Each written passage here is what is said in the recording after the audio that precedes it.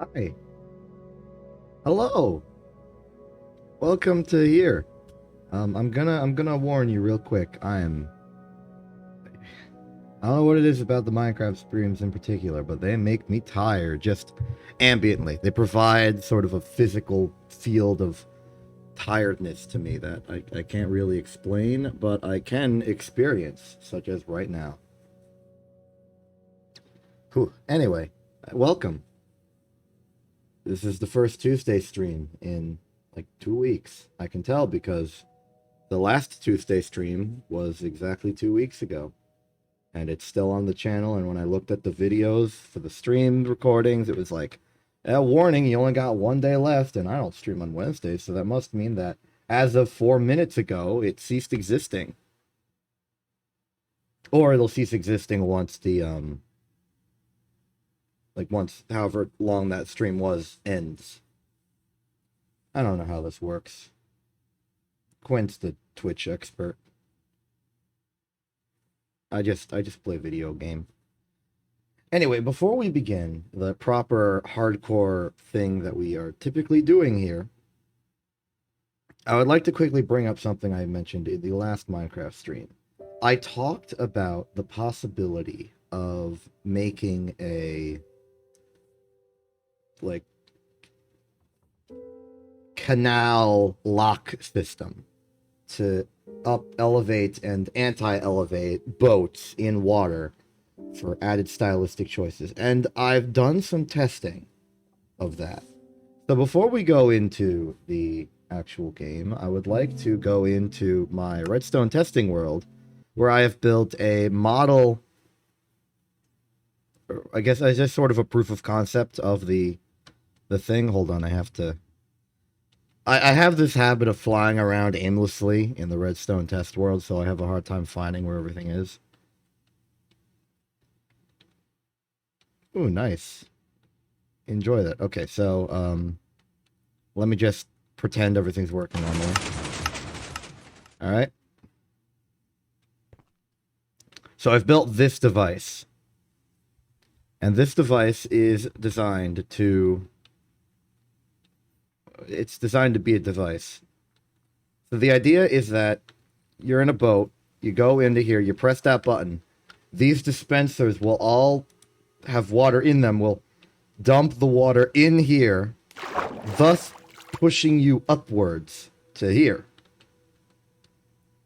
This is done by a collection of parallel operating flying machines that will activate, and then will just sort of move up and up and up and activate the individual buckets as it moves. And then in order to... So, brief rundown of the testing.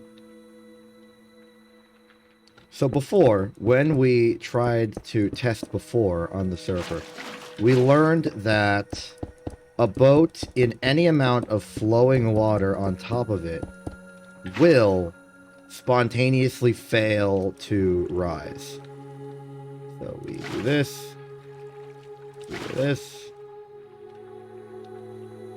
we do this,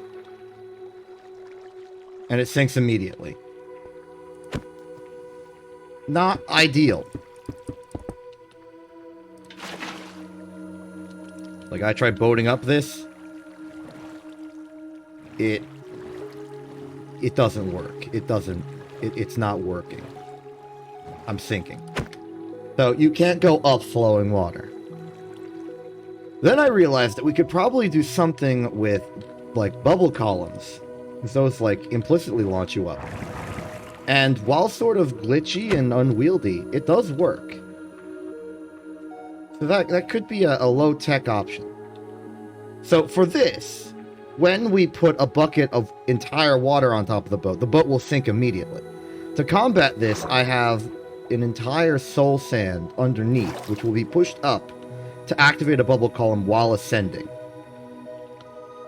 So, as a just general proof that this isn't just a machine for show, I will now proceed to actually use the dang thing. So, beep.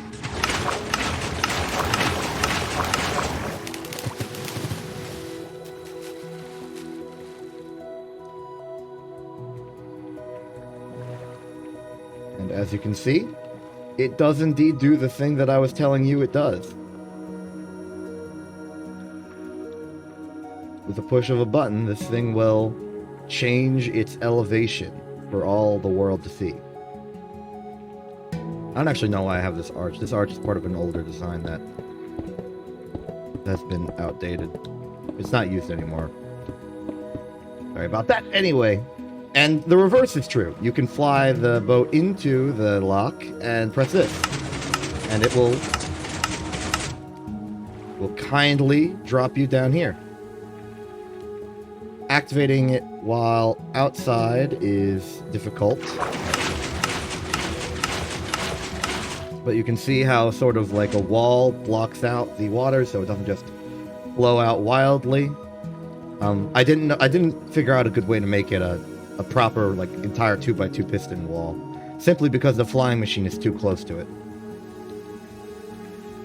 Maybe a redesign is in order. And then from the top,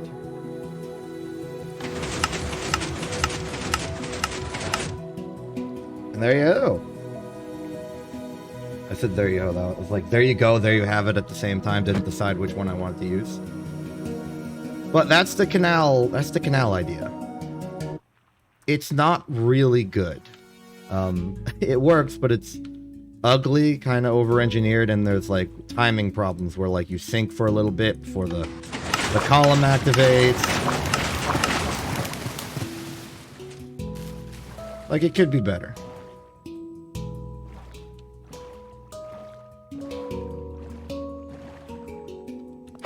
But ultimately, I'm happy with what's been invented here. I feel like I've invented something. It's almost like a redstone elevator, but with water. Anyway, that's that. Let's get back to what we're actually here for.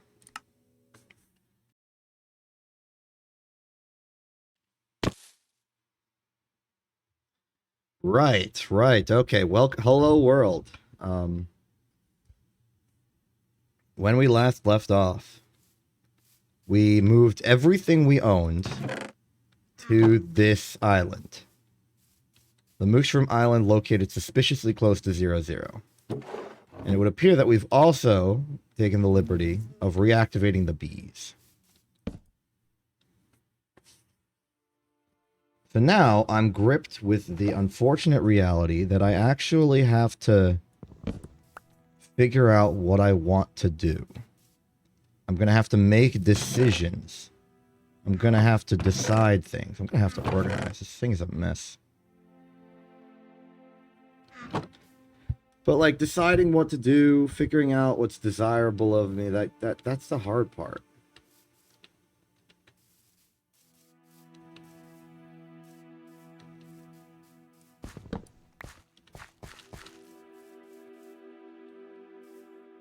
I gotta like make decisions and stuff. Hate when I have to make decisions and stuff.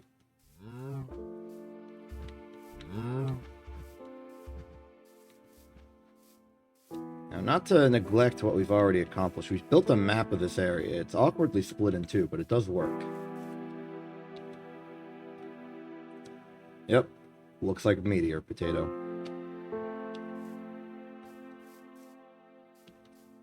We had a desire to get every tree, and the problem was that we had dark oak saplings, but we need 4 of them. Therefore, I think first order of business, as I perpetually stall for time, is to go back to the dark oak forest and get that dang plant. I forget which way I'm facing. You want to go southeast, okay.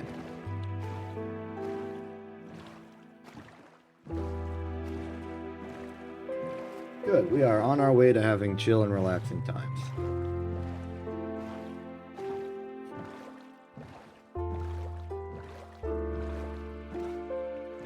So the canal option is there if we care enough to make a canal. There's probably better ways to ascend vertical distances while on a boat. But that one does kind of seem realistic. It's realistic in theory, it is not realistic in practice.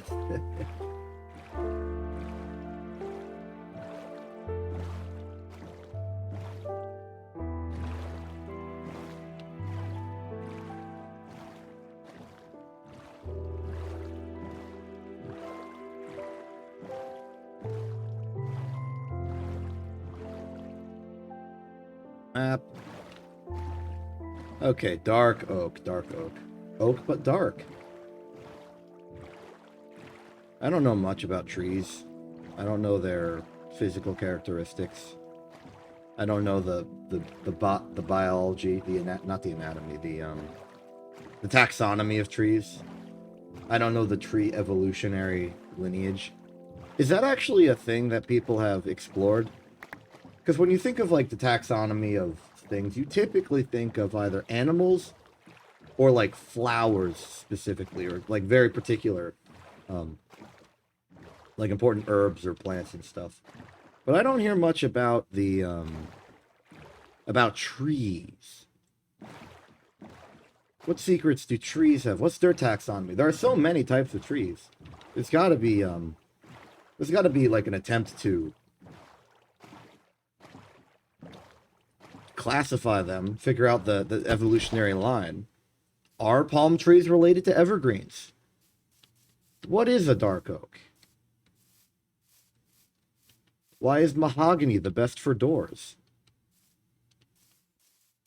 All these and more questions that the scientific community should actually go about answering. Why is the forest on fire? Another excellent question.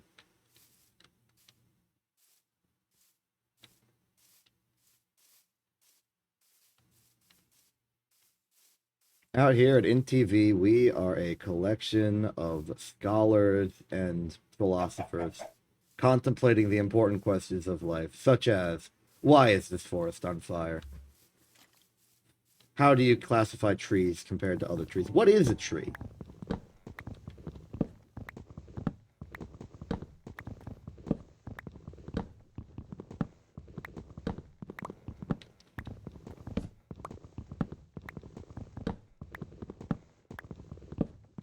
The awkward thing with having questions is just because you ask it doesn't mean it's all mysterious and stuff. And that's a fundamental result of, you know, science existing and being more scientific than you and me. Because like they will actually have done the work. They will have done the research. They will have figured out the answers to these questions because they've already asked them and they answer them. But I don't really care about all that. I just care about asking because I think the questions are cool.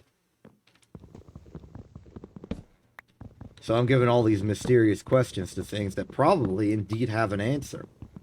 Because I enjoy the act of speculating more than I do the act of research.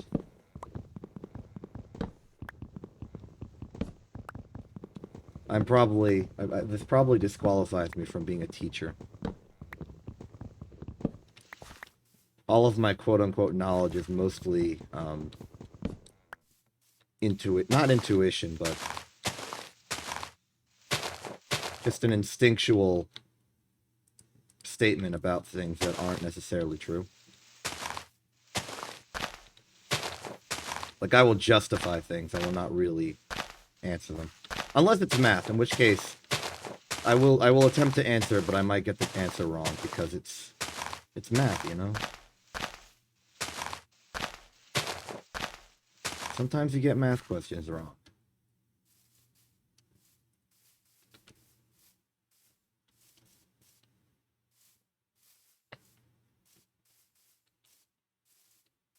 How do you prove? Okay, so there's a notion of reversible functions in math, which is most functions you can think of, such as, I don't know, x plus 2. How would you undo x plus 2? The answer is x minus 2. Or I guess like y minus 2. So I guess I shouldn't use x and y because that's sort of reserved for geometry or, you know, graphs and stuff. But like if you've got f of if you got like a plus 2 and you want to make a new function b that undoes a plus 2, then it'd be like b minus 2. That's the reverse of the function. That does the opposite of what the plus 2 does. What's the opposite of multiply by 2? Answer is divide by 2. What's the opposite of squaring? It's the square root, arguably. Thing with squared is that you take a positive number or a negative number and square it, and then you get a positive number like every time. The square root will therefore have to give you two answers to account for both possibilities of input number. So the undo function of squaring, it has two options because two numbers when squared will give you the same number. It's kind of how it has to be.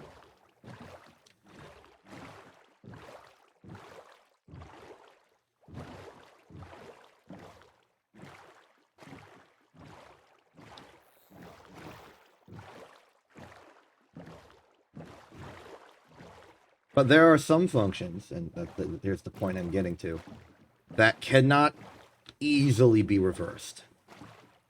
Like, it takes extreme effort, and some mathematicians wonder if there's functions that cannot be reversed at all.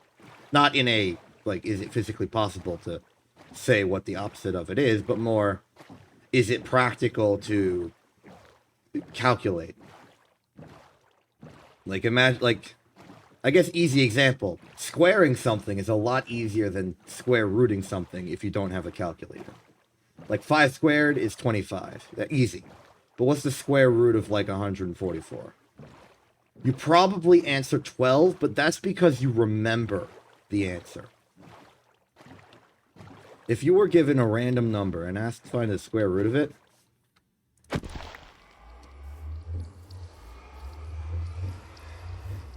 you'd probably have a tough time.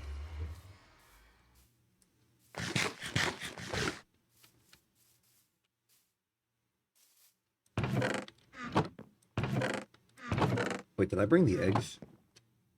I don't think I brought the eggs. All the chickens are still at the base. Uh-oh.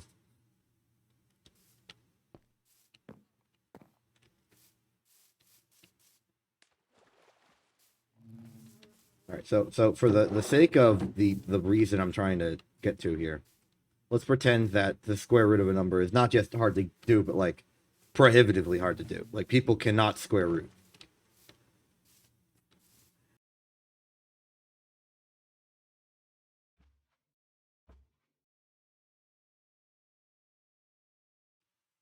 So you can't square root.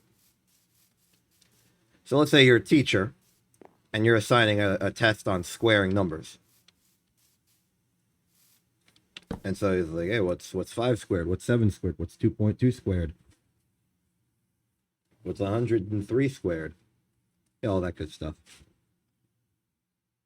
How do you verify that the answers your students are giving for those questions are correct? Now, you could obviously attempt to do the math yourself ahead of time and just like cross-reference to the answers you got, but how do you know you're correct? How do you verify your answers? And the answer to that is to, well, either 1, induction, 2, prove that every step you took in the process is correct, or 3, what perhaps might come intuitively, is to try the reverse process.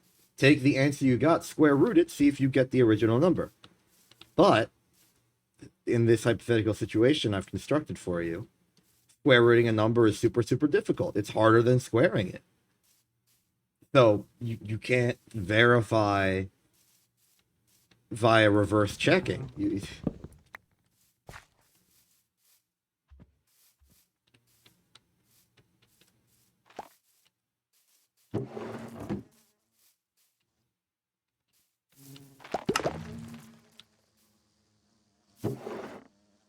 Honey is being made.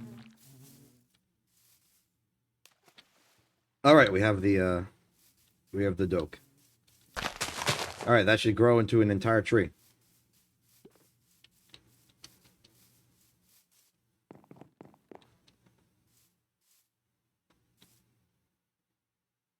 You know, I should probably take my own advice. I'm worrying so much about like performativing well while streaming this, but it's like it's a what day of the week is it? It's a Tuesday. It's a Tuesday. It's the middle of the day. People are busy and gone. I'm playing Minecraft. It doesn't have to be a big deal. Quint typically assumes that my stream style is intended to be calm and relaxed and of a very different vibe than his own. This is not by choice. I fall back into the calm and relaxed nature because I don't know how to be exciting or entertaining for long periods of time. Not that I don't want to. I do indeed want to. I just...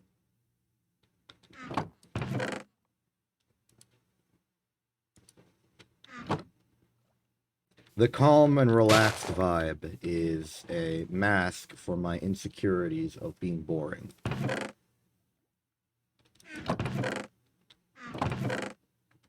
Okay, what are we going to do about these eggs, though? We need our egg supply if we're going to build 1,000,000 pumpkins.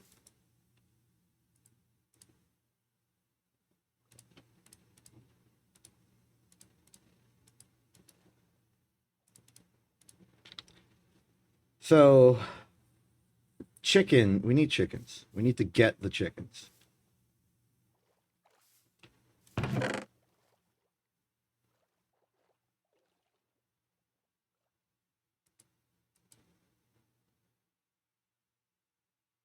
You know, we could go back to our bone meal farm.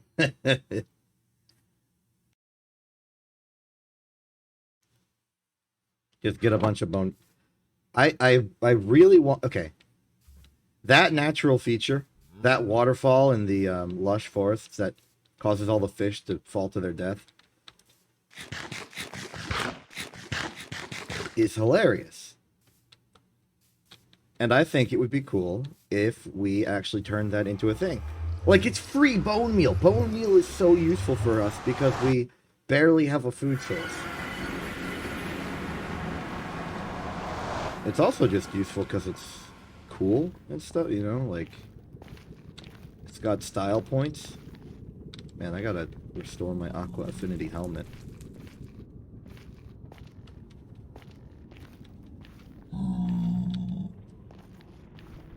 Hello, Enderman on the stairs.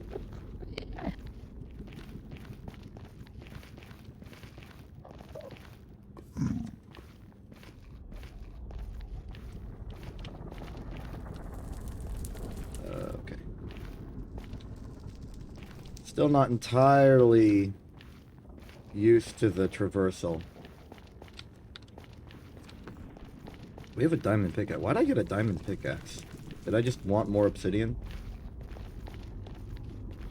Oh, went too far. There we go. I gotta ask people what cool projects should be made here. Assuming I survive. I should survive. I'm taking this very calm and relaxed. I haven't even tried to look for a nether fortress all that much. And that's typically where I perish. Hello, chickens. We got eggs. Okay, so I think ultimately the best solution here would be to just free these chickens, take the eggs with me, and then use the eggs to propagate a new generation of chicken. I don't exactly know how you're gonna get out of here. Wait. I filled that in. Wait, chickens can use ladders. Maybe. Yes! Okay. Do I have a seed? I do not have a seed. Let me get a seed. That's not a seed. If I can lure the chickens up the ladder and then just block it off forever, we should be good.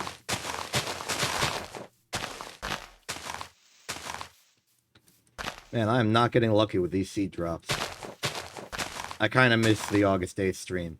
This was trivially easy to do. Now I gotta deal with the fact that I'm not the luckiest person in existence. I do not have all the luck. Truly a sad state to be in. Hey, chickens. Ascend the ladder. Ascend. Why are you not ascending? Well, at least you'll stay still for...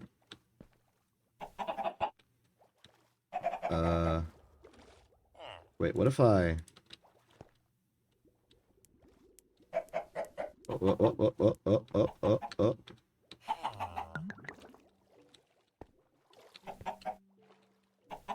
Chickens, why are you clipping me out of bounds? Oh, are you stuck on the ladder or in the ladder or something? Thank you for the egg, but...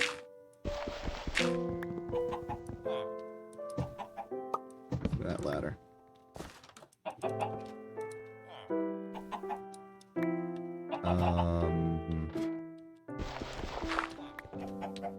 Alright, here's a new plan. I'm going to, not drown, but like submerge the chickens in water.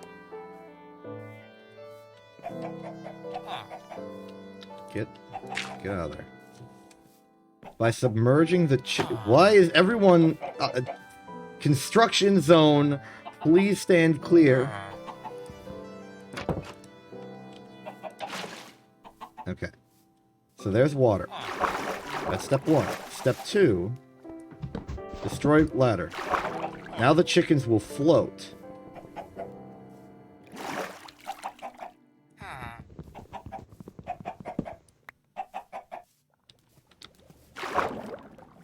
Good. Now that the chickens have floated... I've still got the seeds.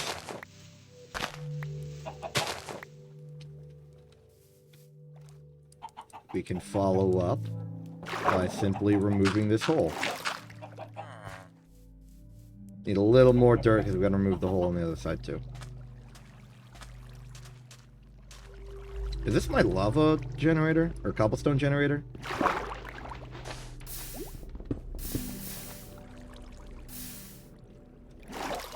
Did I accidentally break it immediately? I did! What? Block of wood. Probably good for that. No, a block of wood is not good for that, you dingus. It burns. That's what wood does.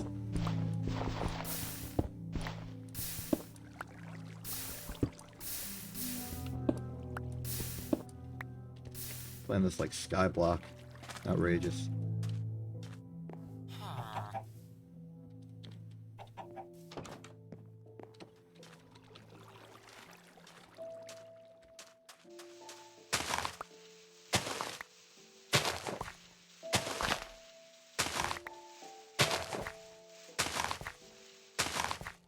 Alright, now I'm going to fill in the hole in the actual house, and then we'll be good. Beep. Yeah, no fooling me.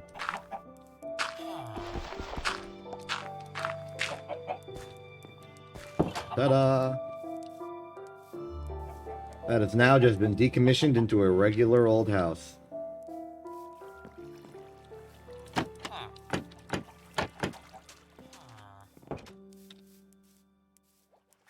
Where's my bed? Did I seriously forget it again? Hate when I do that. Dang it!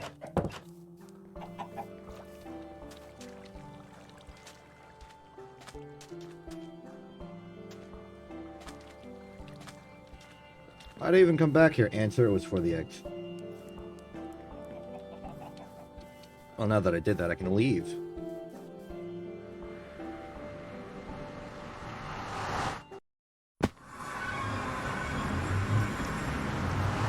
Okie dokie, let's get out of here, Key.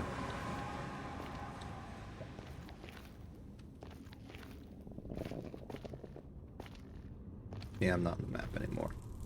Don't bother looking, I'm not there.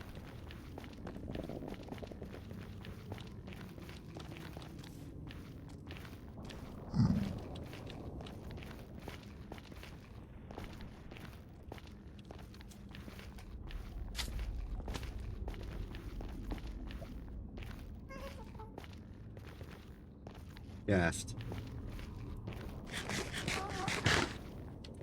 Should I care about this? Too gassed. I won't care about this. But I was ready. If fireballs were going to be fired, I was ready.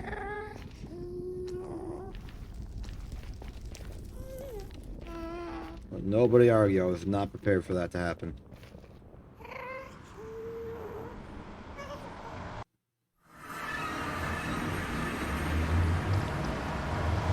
And we're back. Where's my bed? There's my bed. Sleep.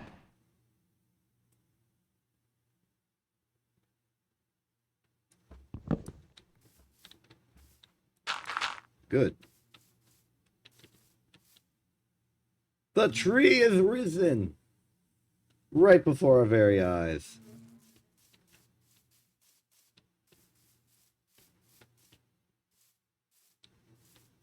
Cool.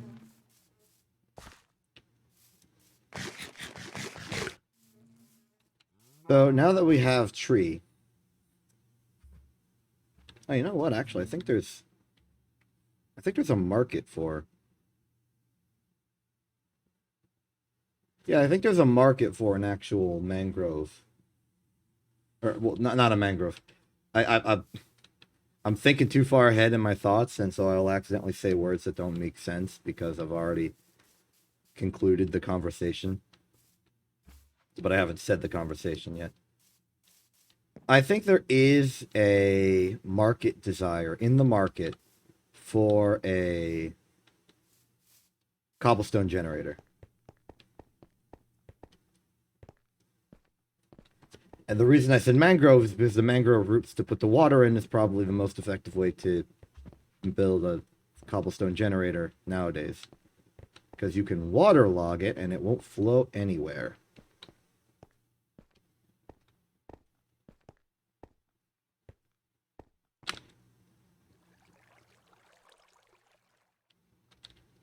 First things first, though, I want to build the chicken chamber. First things first, the reason I wanted the cobblestone generator in the first place was so I could build the chicken chamber. I don't want to mess with the natural beauty of this abomination of existence.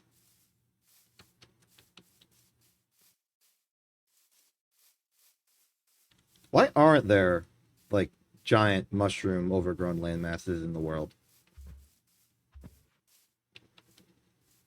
Like, it's just grass and dirt. Trees, other foliage. Maybe there are mushroom-infested superlands. I've never seen them, though. Maybe I should. I hear lava.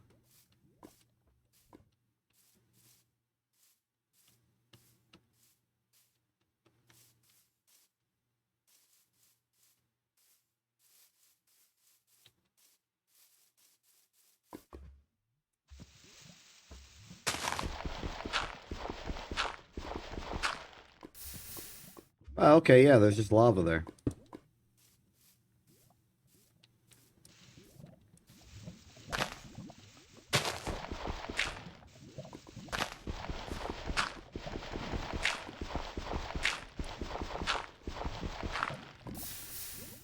Okay, there's a lot of lava.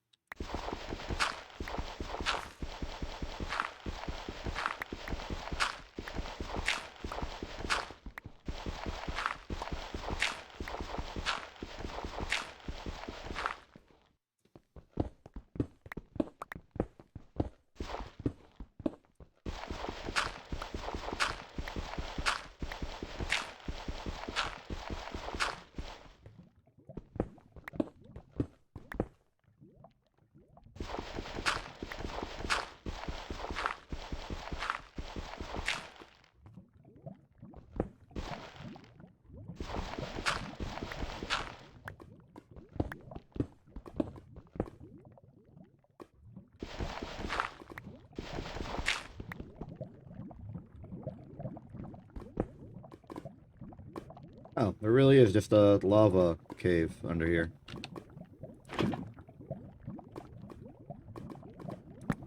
Wacky to contemplate.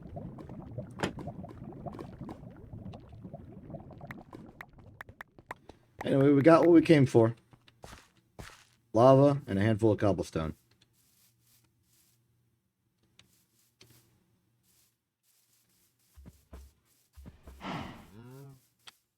You know what? I'm back in mushroom territory. I can make stew.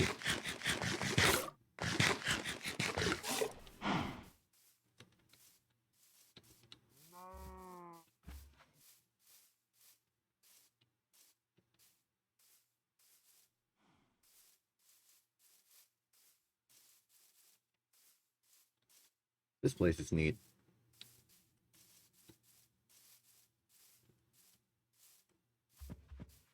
Truly a final holdout of the mycelium.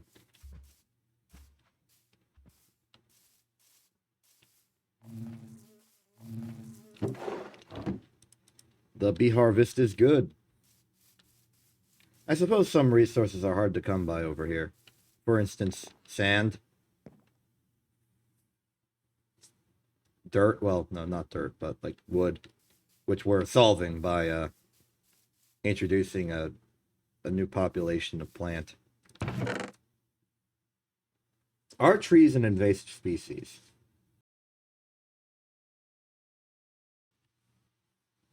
I mean, I suppose they could be. I think invasive is a... I mean, it's not fully subjective, but it is relative to the species existing in a location. There could be some kind of ecosystem where the introduction of trees would be detrimental. Though I suppose in human scales, trees are probably not that big a deal as far as invasive species, air quote, because they're so large. It's not like an invasive species that's like performing stealth, hiding under other plants to like strip away at like the resources they're getting, the nutrients and the sunlight and stuff. I mean, trees will do that, but they're so obvious to a human that if a human is trying to regulate the ecosystem, they'll just remove the tree, make a table or something.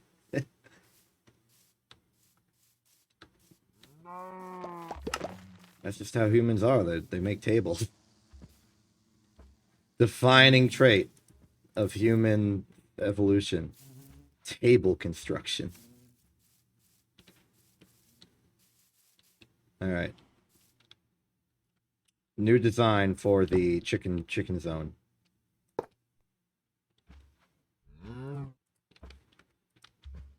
Nothing very elegant, just stuff.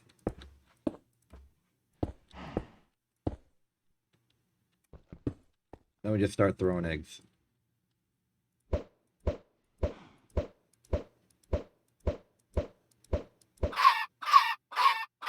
What?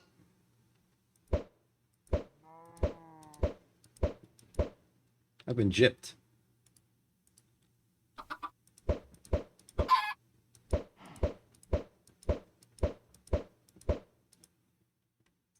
I'm out of eggs. Well, that ain't good. Chicken supply is gonna be a problem. A bit.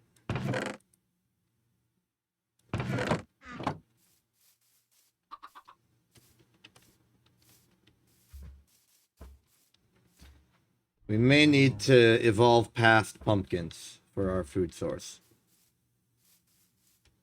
At least for a little while.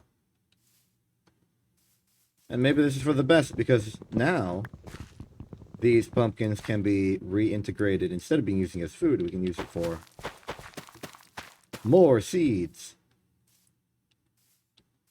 Did I miss a few? I missed a few. There's also a desire to wrangle up some of the cows, put them in like a proper cow enclosure. We do have leads.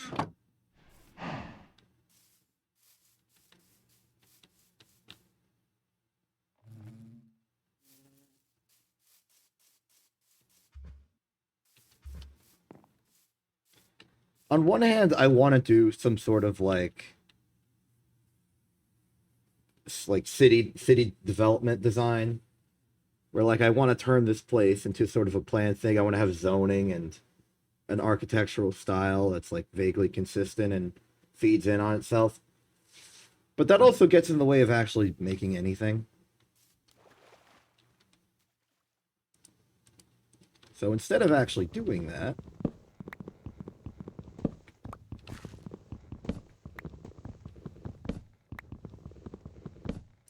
wait, what do mushroom cows eat? Is it still wheat? Do I have wheat to test this with?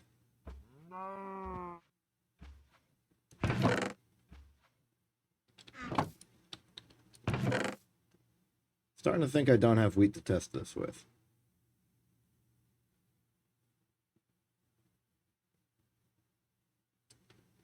Darn.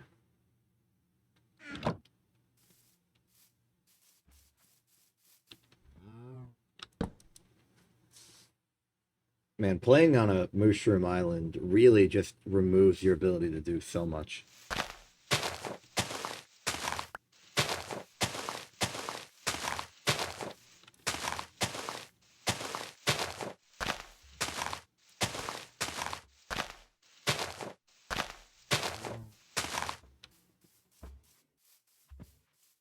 But let's look at this map again, just to verify for ourselves. I want the farming district to be along the shore. And the reason I want the farming distance to be along the shore is because that's where the water is. We could perhaps argue for some sort of irrigation-based system. But also, I don't care.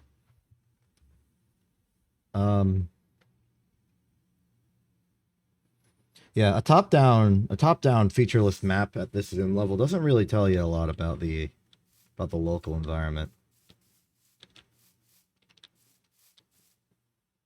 Like, the entrance is here, and I doubt we'll be modifying that in the future. We could totally modify that in the future. Just remove this portal, put down a new portal, and connect the dots.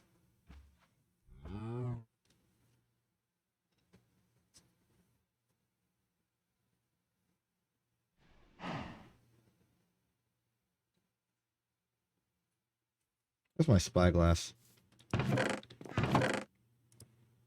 I need to see. This has not helped. Oh. That's a little better.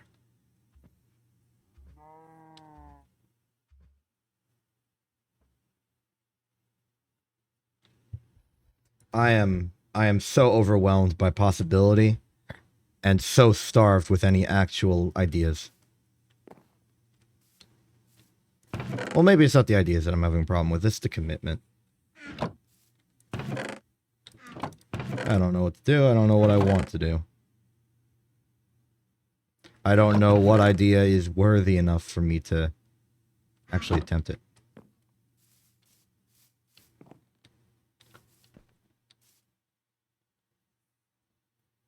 Is there a way to...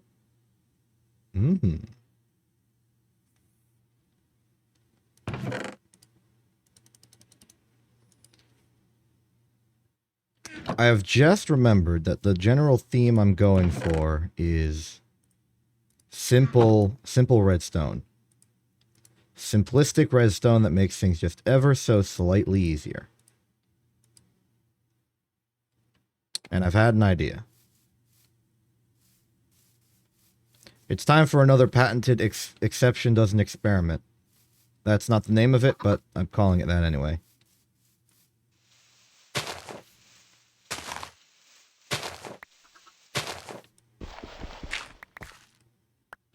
Okay, step 1. Build the classic example of a cobblestone generator.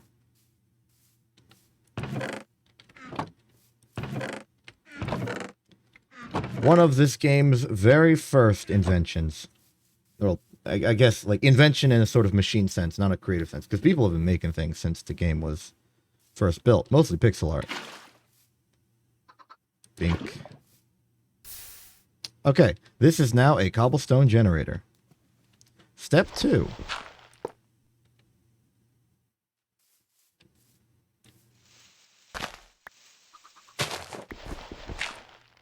Does this work?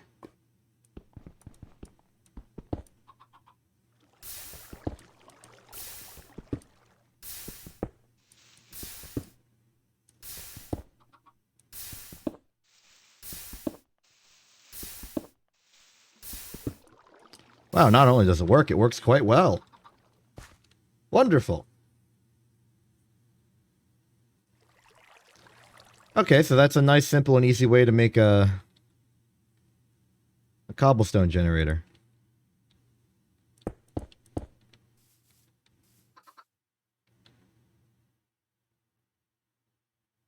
Cool.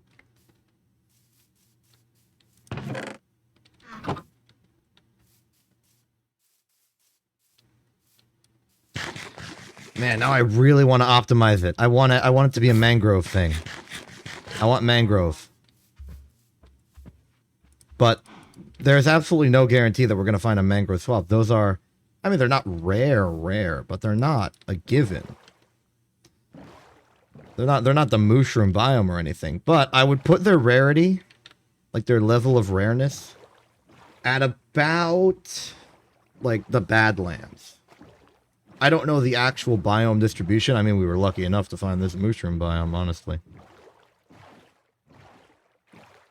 But, like, to go out of your way to find a specific biome that you care about, that's not really how this works.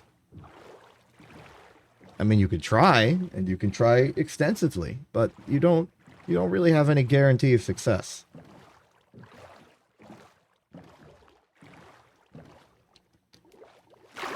But for a moment, just to see, unbreaking, mending.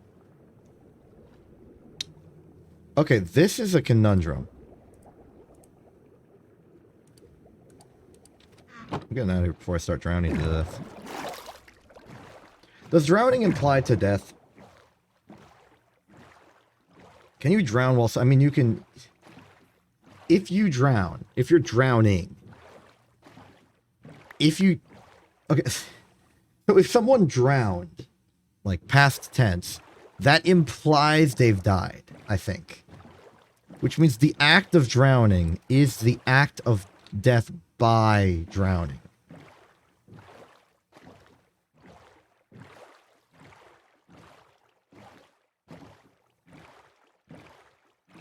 So, like, when someone is drowning, but then they survive, it's because they stopped drowning before the drowning completed. Right?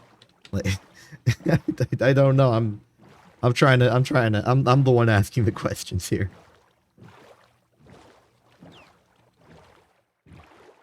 Unrelated to anything, but wow, this is an ocean. Like, this is very much an ocean. Like, it's got water in it. I'm going to ask another silly question about classifications. What defines the difference between a sea and an ocean?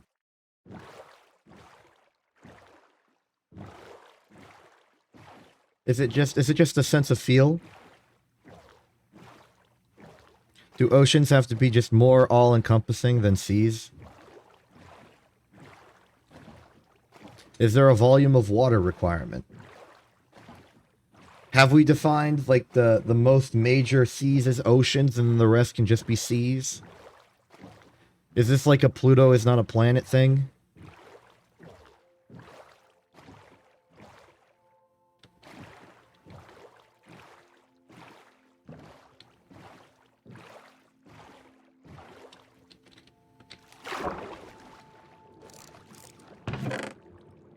Ooh, a buried treasure map. I will claim this.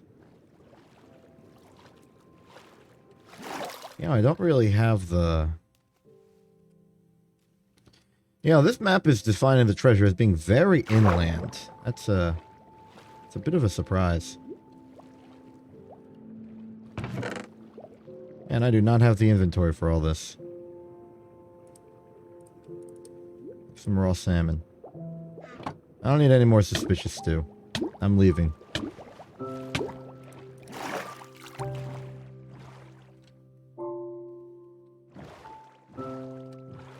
So this is... wait, south? No, I want to go north, right?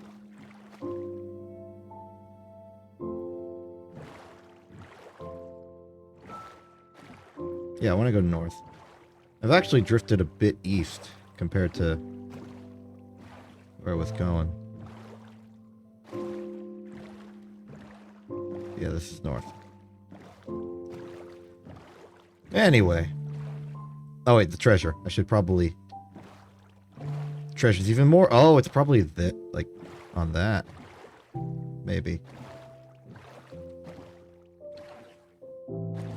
Avast ye. Ye Avasters.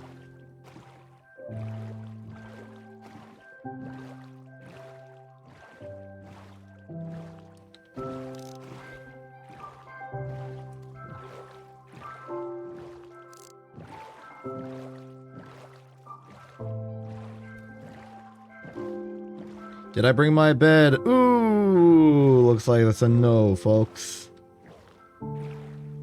Once again, exception fails to account for basic planning.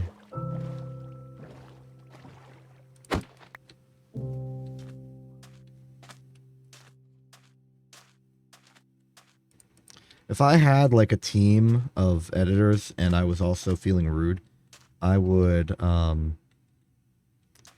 instruct them to, like, when they're making the compilation for this series, which it will totally have one because I'm saying it will right now, and I have that sort of declarative power.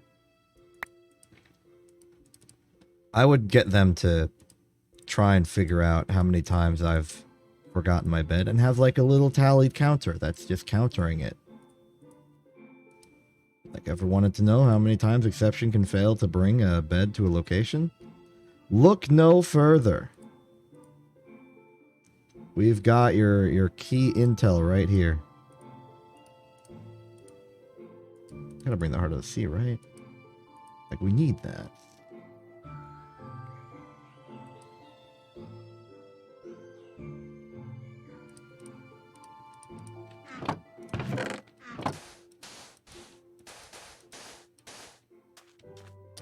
Hello.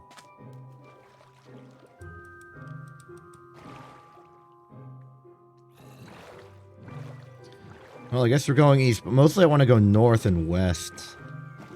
So if this is an island, I'll boat around to the left side of it. Our mission, in case you forgot, is that another freaking ocean monument? Temple, whatever they are. Unbelievable.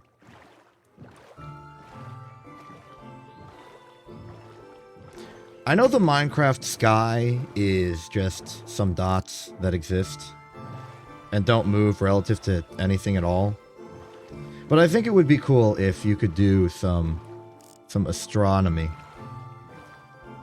Like, obviously you can maybe look at the spinning of the stars and figure out which way's north, but it's easier to just look at the moon because we know the moon's on the equator. Well, it's on the ecliptic. I think that's the term.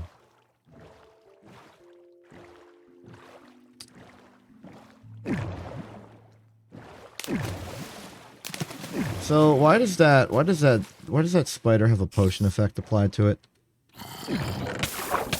I feel like this is a piece of knowledge I knew at some point and then just stopped knowing. Hold up, I see weird trees in the distance. Is that just hill? Hill with trees on it?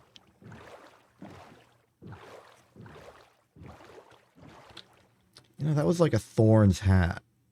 I have Thorn shoes, though, so it's fine. Are you mangrove? You're not mangrove. Are you mangrove? No. Are you mangrove? No. No. Oh, those are the fancy, like, solitary oak. I forgot what their I forgot what their significance is. Like, I forgot what they represent, aside from being a tree. Oh, hello. It's a kid. Pink sheep. Oh, I could exploit this situation to get... Oh, ain't that something?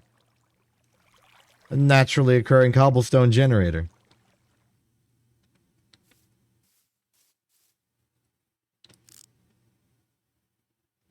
Lovely.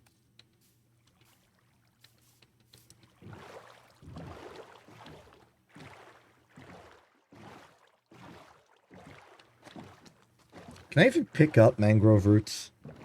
Like, is that something I'm even capable of doing? Do you need silk touch for that?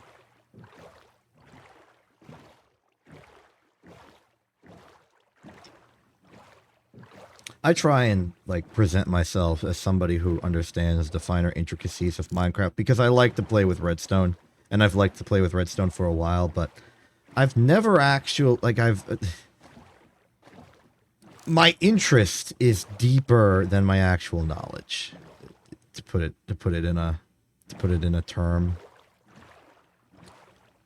Oh, that's unfortunate.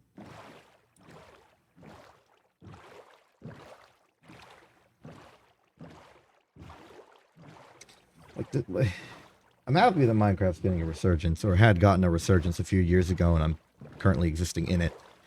But this also means that the standard for, like, capability has risen significantly. And I'm not really one who does learn... Well, I mean, I learn things, but I don't really... I don't develop skills, I just have them innately. I'm a terrible machine learning algorithm. Because I don't machine learn, I just machine.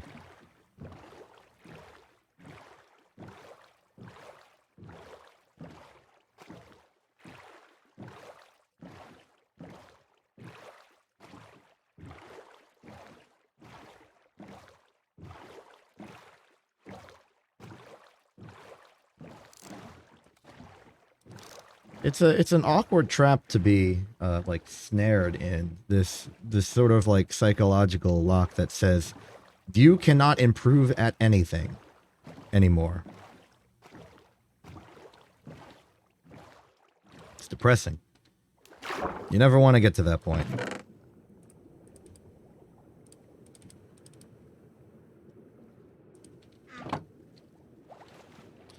And unfortunately, I'm a little bit in it.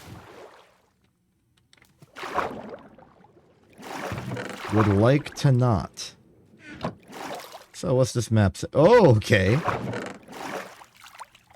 Wow, this is a very stealthy buried treasure. You've really gone out of your way to hide it. It's right over there.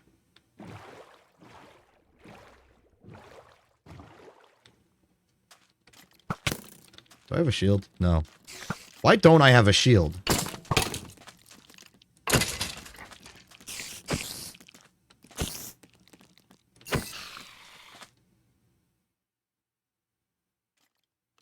Oh!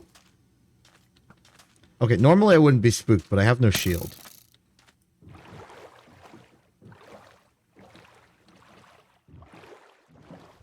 You know what? I can solve this problem. I have the resources I need to be shielded. Do.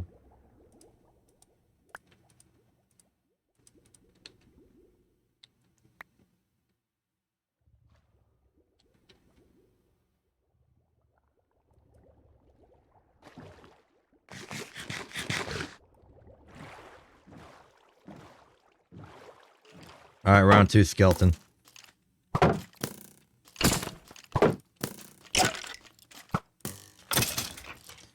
You know, the kind bowman gave me spectral arrows at some point. But I don't really need spectral arrows.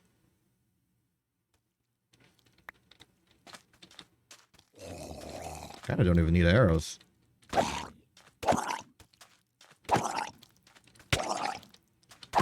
That chump stole my arrow.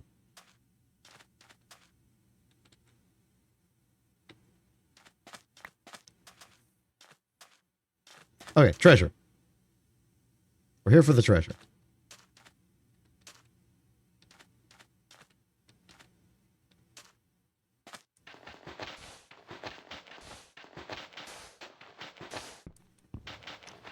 There it is. More TNT, more cooked cod, more gold, a water-breathing potion.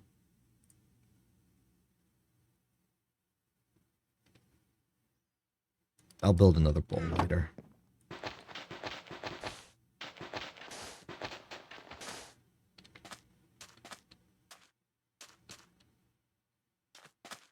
Okay, let's start ditching these buried. Let's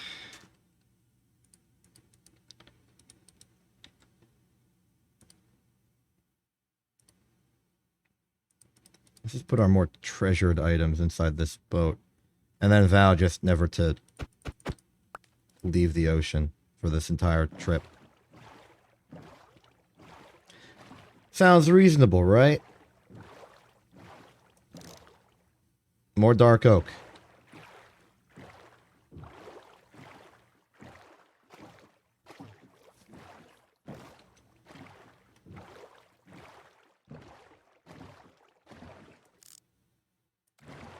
Hello.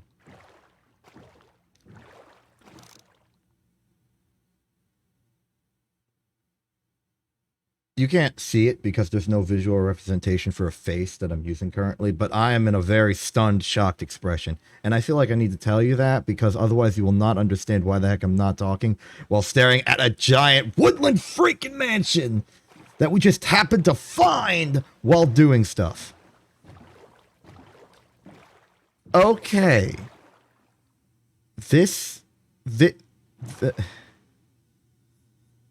Okay, first the mushroom biome, now this. This is absurd. This is absurd. We're gonna be able to ransack that for like all of its valuables. We could move again. Why build yourself a base when you can just take one? That's funny. That's funny, and I'm actually considering it.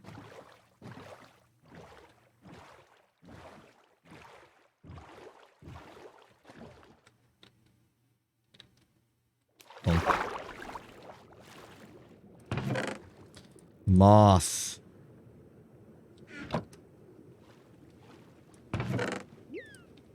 Another buried treasure map. Always in the business for buried treasure.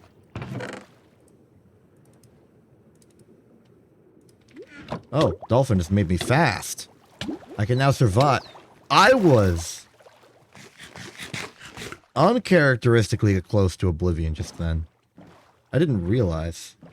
That could have just been the end of it. That would have been so anticlimactic and in a sense so freaking funny.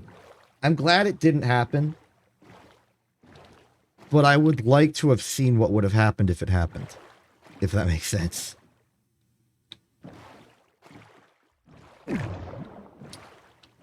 This nether portal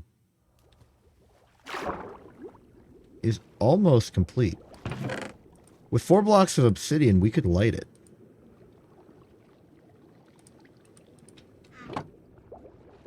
And it just so happens that 4 blocks of obsidian is exactly what we have. Well, actually, we have more than that. You took my boat?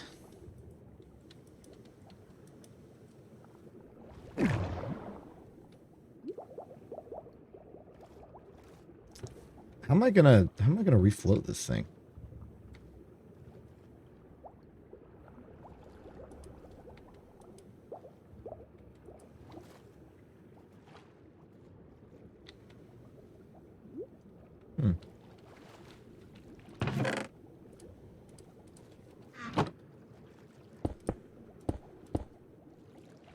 So that's the frame. You know, okay, I've invented a strategy. Putting a boat on top of a magma block that's bubble columning you down will allow you to breathe without burning to death. This is an interesting strategy.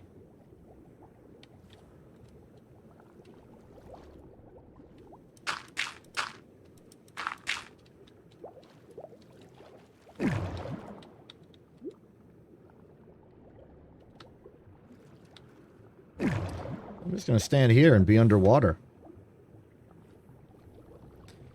I never brought the crafting table with me. That's probably why my inventory is lighter than I expected. Here's the plan. I'm gonna dry out this portal. And then I'm gonna light it.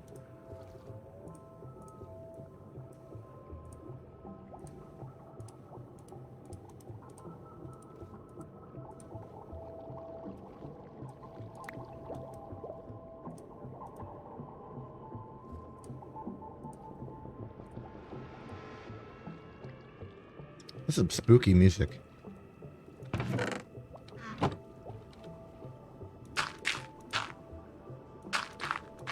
So the plan here is to use these signs.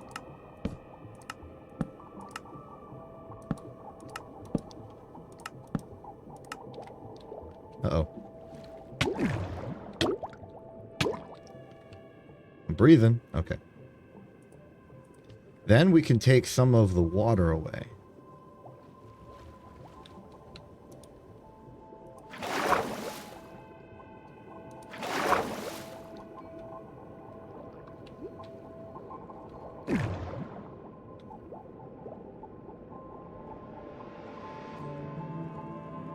Okay, just because you're standing on the boat doesn't mean you're standing above the water, the bubble column.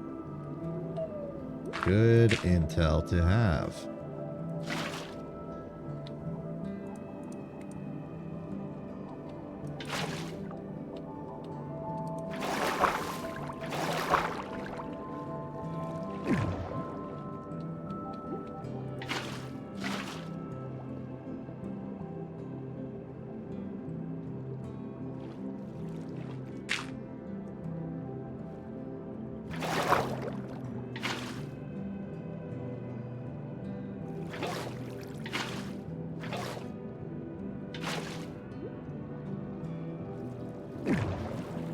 Alright, it's almost working.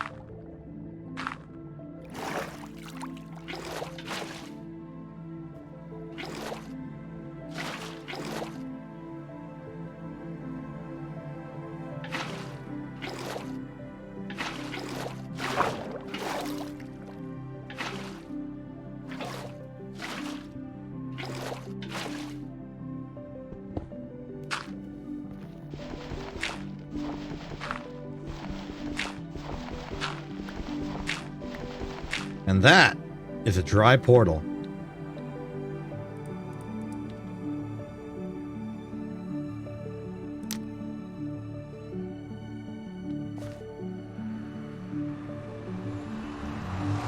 If I perish immediately. Oh, it's even worse. I'm in basalt hell.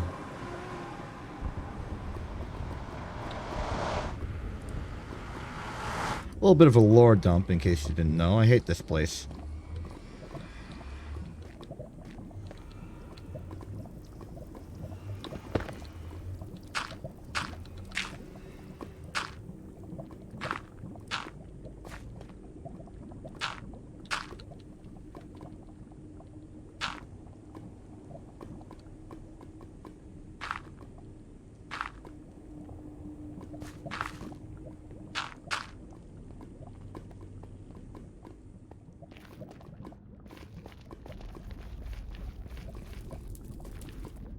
Well.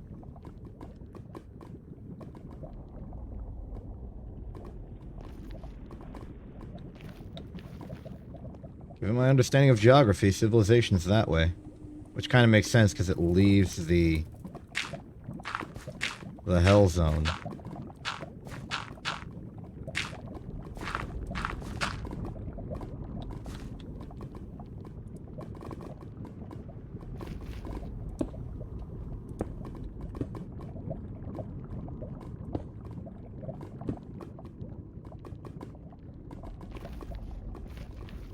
I wonder if I can see it.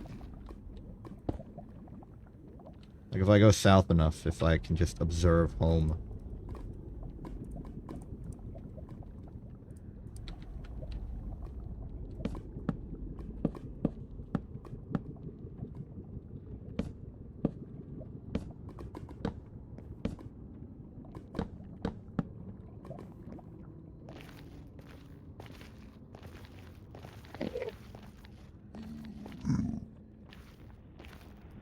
Though perhaps my greatest limitation at this time is food. I'm wearing gold. I will not be attacked for crimes against fashion.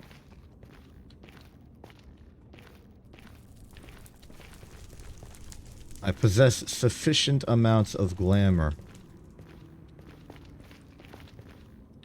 What? Wait.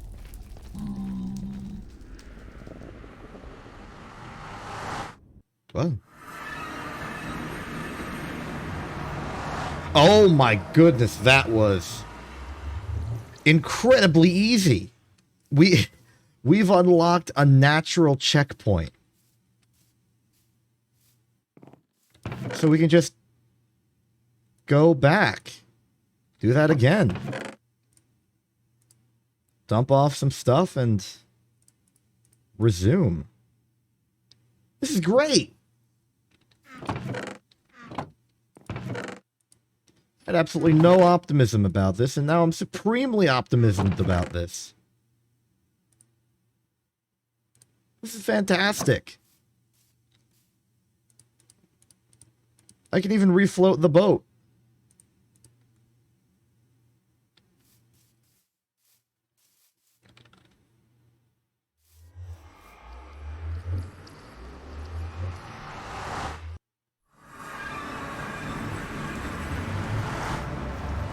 So all I gotta do is go north, right?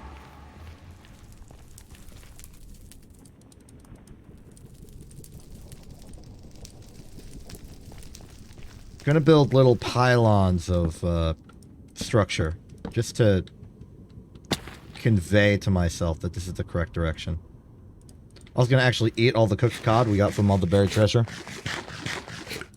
such that I do not starve to death.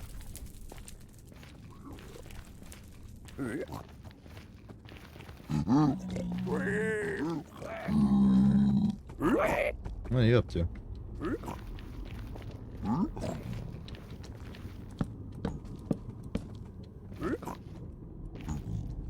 Okay, so from there, you'll be able to see the bridge I made.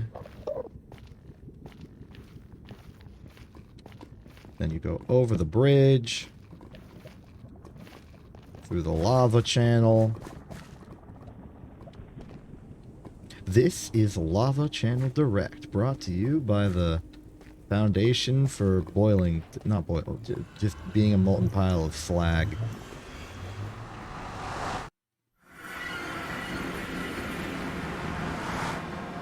And then we're back here. And then I've cleared my inventory enough that I can just go like this. Pick up all my everything.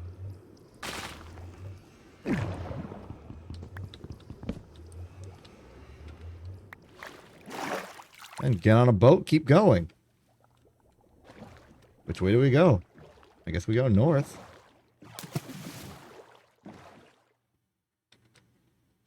Okay, so at exactly like 1:05, 1770, we need to remember that we've lit this portal.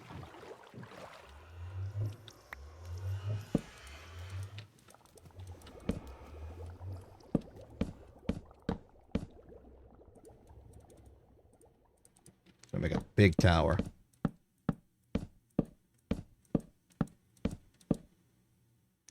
There. Oh, okay, that was almost a terrible, terrible idea. I was like, I'll jump back in the water. Almost landed immediately in the boat. That would have inflicted fall damage and I would have perished. Very violently, in fact. Anyway, north, north, north, north. You're north. Let's go north. Mossy stone brick slab. I don't know where that's been. I know exactly where that's been. It's been under the ocean for who knows how many years. What's the timeline of the mysterious background lore of Minecraft? Like, I know people continuously theorize about the, you know, the old order of the stone and all that, but, like, how much time has passed since then?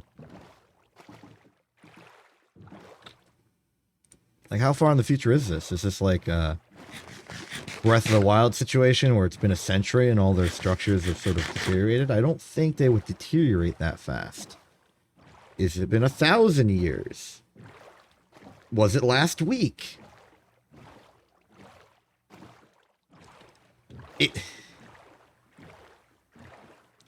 Not to share too much the origins of my interests or anything, but like the thing with loading a Minecraft world is that the world didn't exist until you loaded it, but it loaded with like lore, like with a backstory. So as much as the history didn't exist, the history does exist retroactively. In a sense. Like if you understand what I'm saying there. So like when we generated the world, we also generated like the past of the world. Like, the past didn't happen, but it, like, retroactively exists.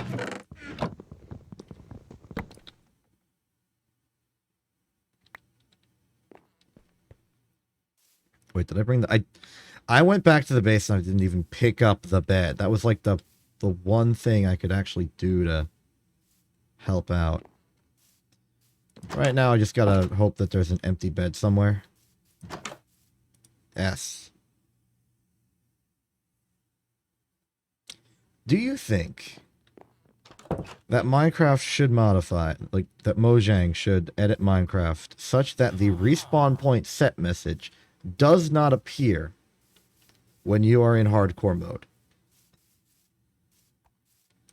Because it is entirely useless. Why do I hear so many zombies?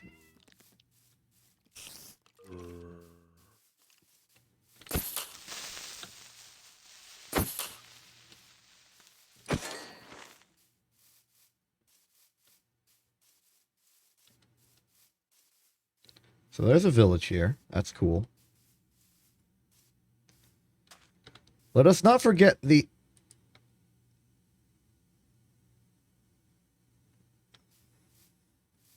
I forgot to get this treasure. Alright, we're sailing back south.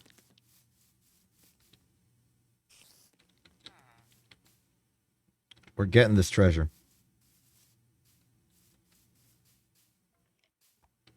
There's a horse. Horses can't go in boats, right? Like, that's not a capability they have. So one question is, why not? And second question is, if they can't get in a boat, then what's the best way of traveling, of, like, transporting a horse over water? Is it using a lead and just being in a boat yourself? That seems unhealthy. We want to go southeast.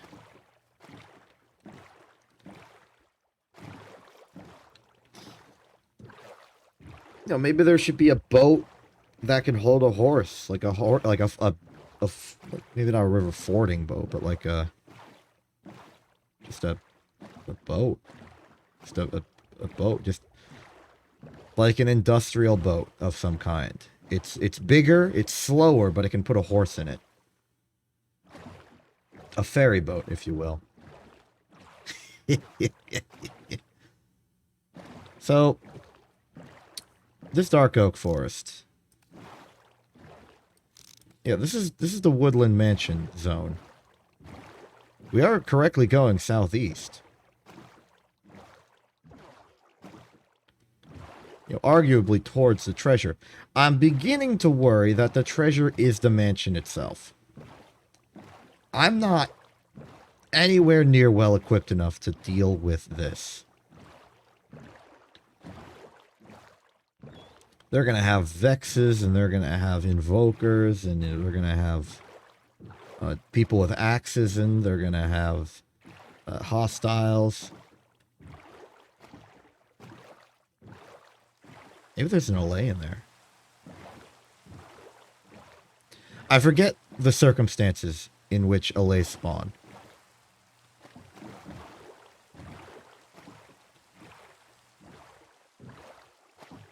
I thought it was outposts and woodland mansions somehow.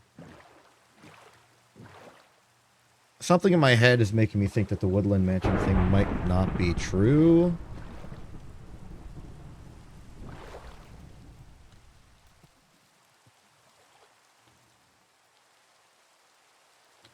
But ultimately, that's not the point.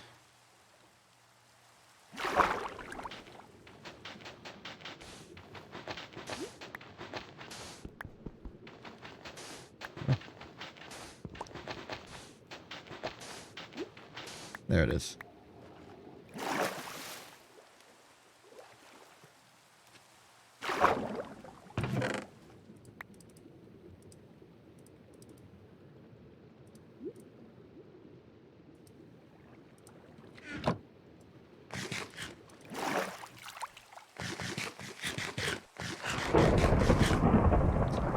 Okay.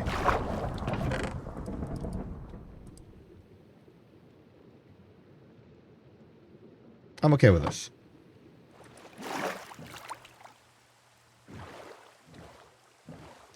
Things are spooky. Things are spooky. So Woodland Mansion continues to be real. Still astonished by that, but I've calmed down.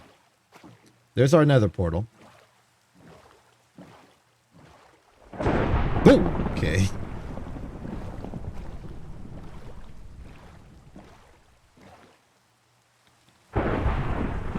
Sometimes you're rules of nature, sometimes nature rules of you. Oh, you know what would be really cool if we made this, like, cone. Here, we, like, dried out all the water, but made this, like, big cone that, like, made this... Like this could be the New Orleans of heckin' nether portals. That's such a terrible sentence. That analogy was garbage.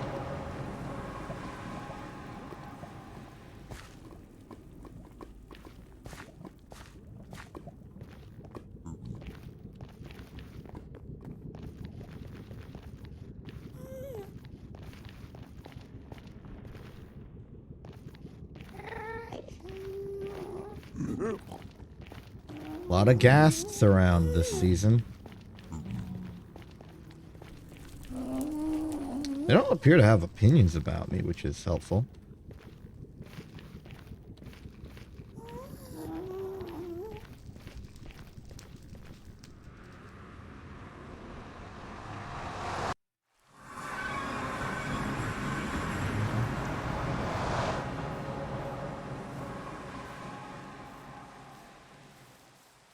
Okay, more stuff to drop off.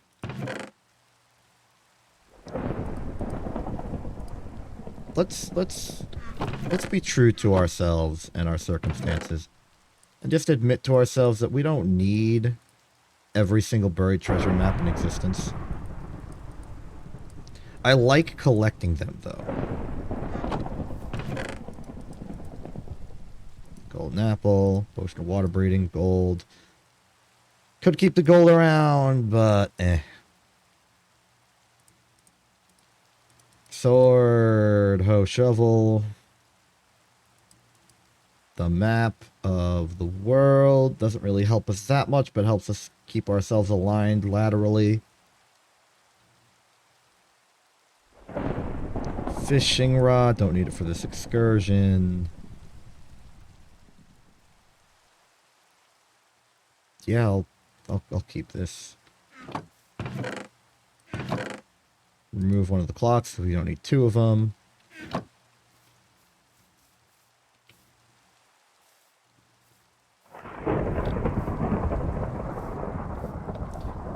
I almost did it again. I almost did it again, but look at me.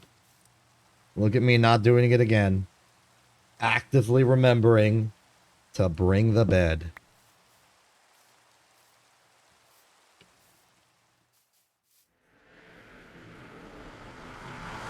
Character development is being witnessed.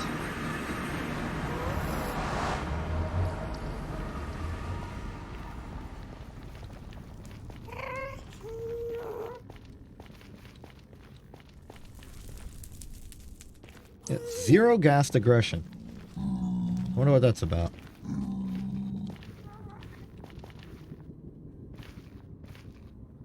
I mean, I guess the ghasts just coincidentally haven't seen me, which makes sense considering their eyes are closed.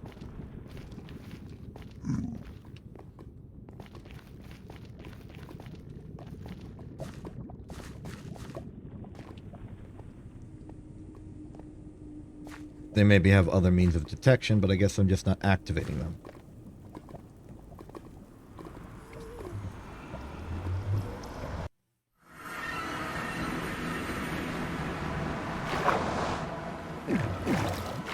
My boat's still here. My boat's still here. Okay, for this excursion, let's go mostly west. Casual reminder of our mission, mangroves. I want them.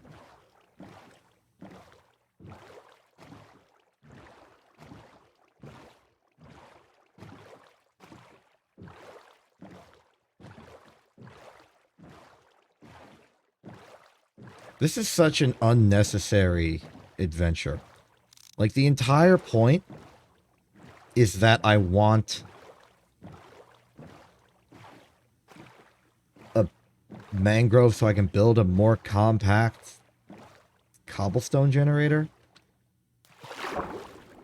This is an absurd reason. This is an absurd quest.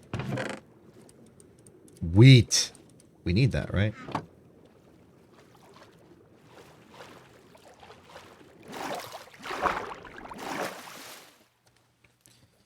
Part of me wants to use the water potion the water potion of breathing.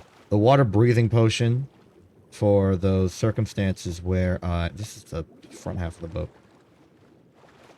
For those circumstances whereupon forsooth and hensely. I want to use the water potions for surviving, you know, in the case of emergency. I'm scavenging a wrecked ship. But I also want to save them up for when we go to war with the Ocean Monument to get Ocean Monument stuff. Oh, no, no, no, no, no, no, no, no, no, no, no, no, no, no, no, not fall. No, no, no, no, no, no, no, no, no, no, no, no, no, no. Yes. Those bubble columns are insidious. You never know when they're going to show up. Ooh. Free gold.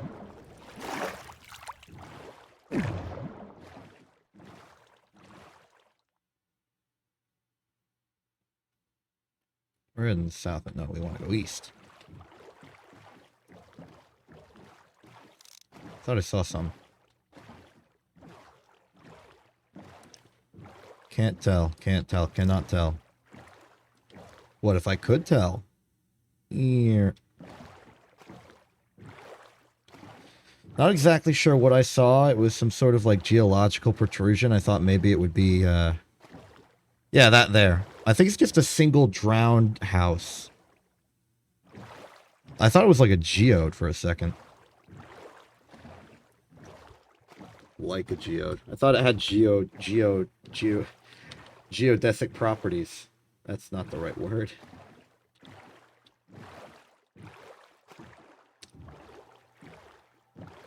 Okay, just to confirm. Yeah.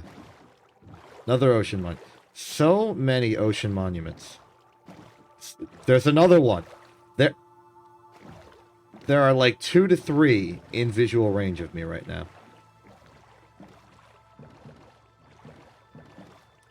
I wonder what the lore implications of this are. I know what the practical implications of this are. The practical implications of this are is that... the practical implications of this are is that... never assume I'm going to correctly form a sentence.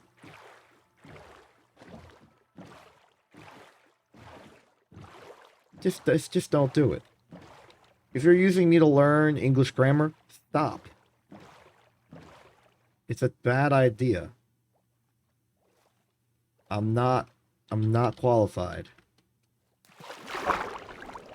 You are one glow lantern.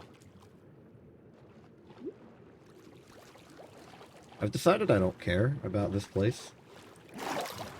So, there's a...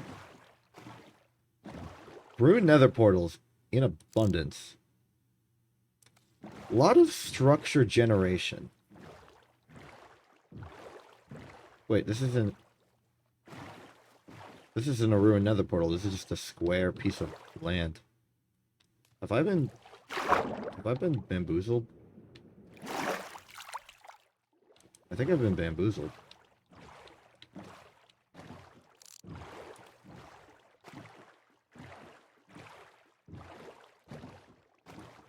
Is there like a secret bamboozle, like underground ring of people who just like forward on the bamboozles, like through laundering schemes? Is there a bamboozlement crime? That was an absolutely terrible pun. Oh, I'm so sorry. So, this is a gigantic ruined nether portal. Probably a good sign to a player who finds it that you can make ruined nether portals as large as you want.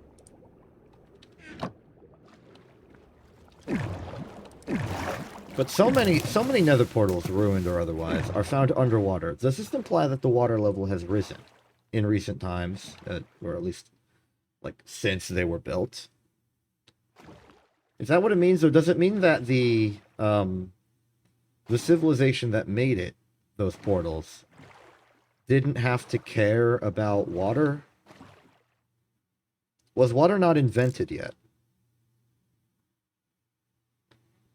What do I mean by that question?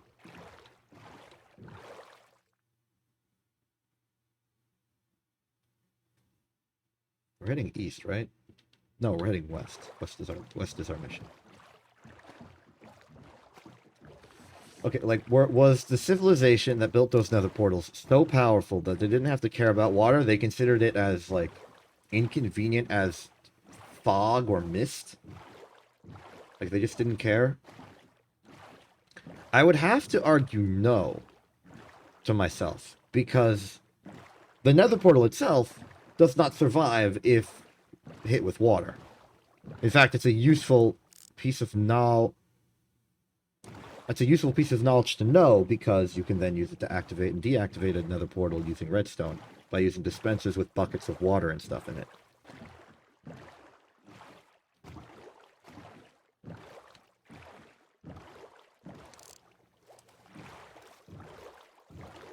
So then we have to assume that when the portal was built, either the water wasn't there, or geologic processes have lowered the land level of where those portals were. And considering that portals were built basically everywhere in all biome configurations, like you just find one, and that looks cool. I know it's just some floating cobblestone in like a checker pattern, but it looks cool.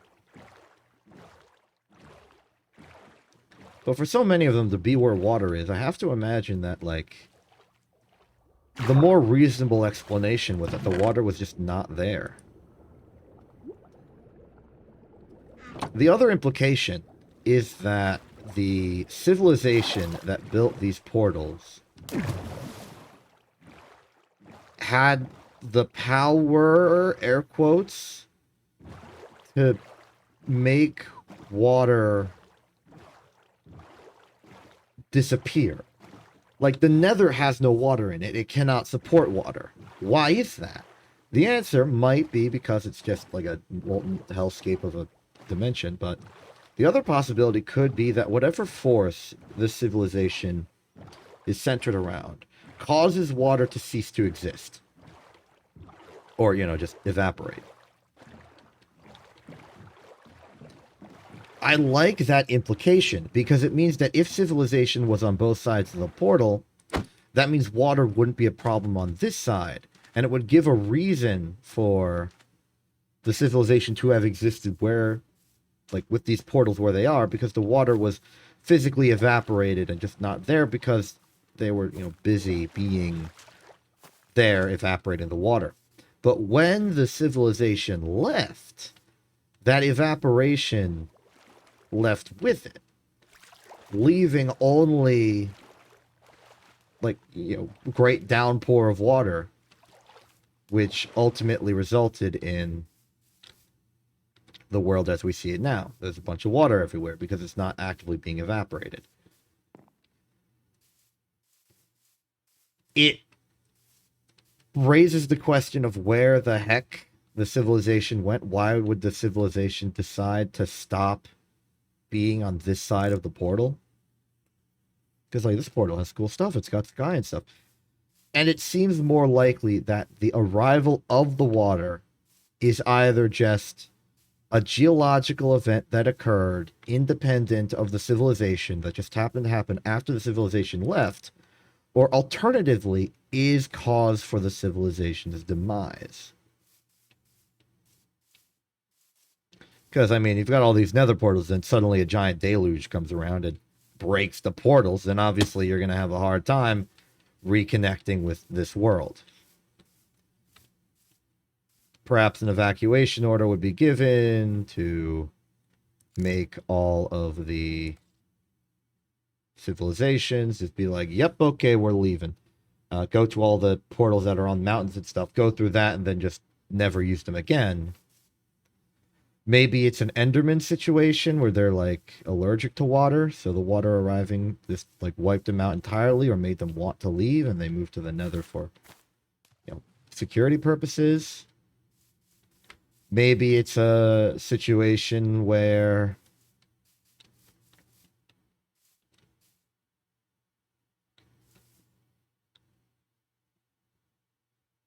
I don't know. But maybe it is. Maybe it is that. Maybe it is a situation where I don't know. I think it's actually very likely that it is a situation where I don't know. Given my analytics on the circumstances, I'm finding it very likely that it's a situation where I don't know. So it's a new moon. I'm on the prowl for slime. You were wondering why I stopped here? This isn't a mangrove swamp. Why? This is a regular swamp. What's going on, exception? Answer, I want slime. I want slime because sticky pistons have been eluding me for so long, and I'm sick of it. This is the first reasonably sized swamp we have found this entire world, and I'm going to take advantage of it while I'm here to get what slime I can.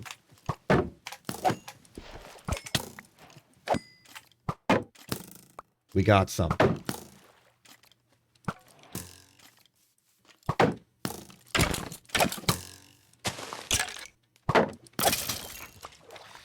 Given our biomeal restrictions, I think that slime will always be a problem for us unless we build like a slime chunk based farm.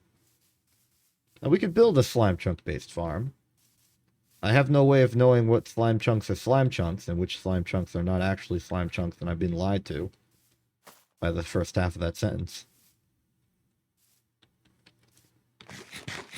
But we could find one empirically just by sheer trial and error, and then use the slime chunk to get slimes. We could also maybe find a closer swamp. Maybe we could build another portal to this swamp. Who knows?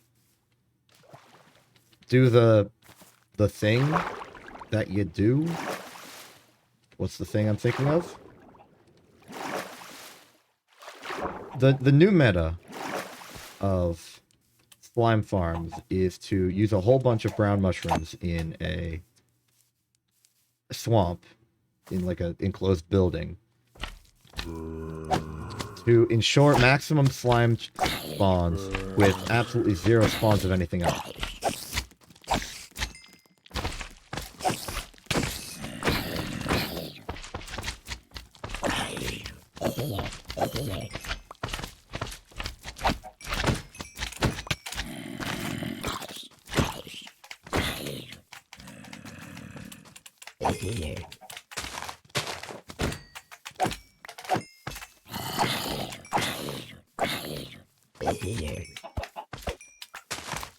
We don't really have the slime quantity now, and probably not for a long time, to build slime blocks or use slime blocks.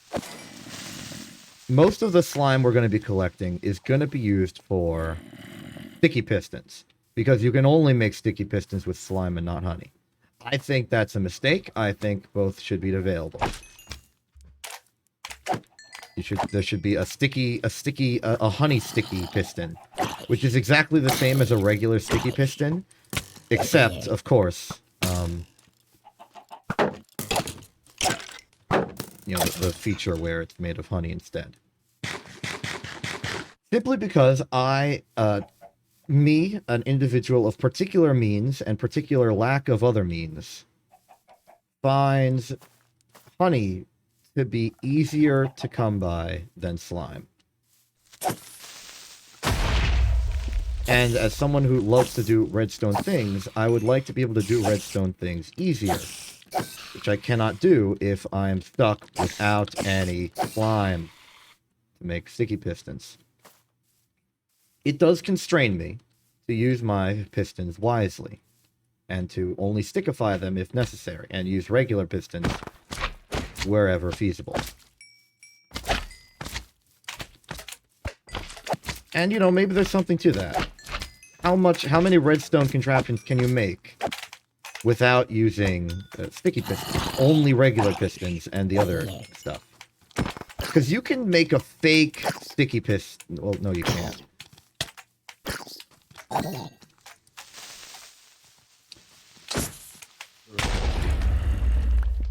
I'm rich. The mechanism to make a sticky piston without a sticky piston, so like just blocks and pistons that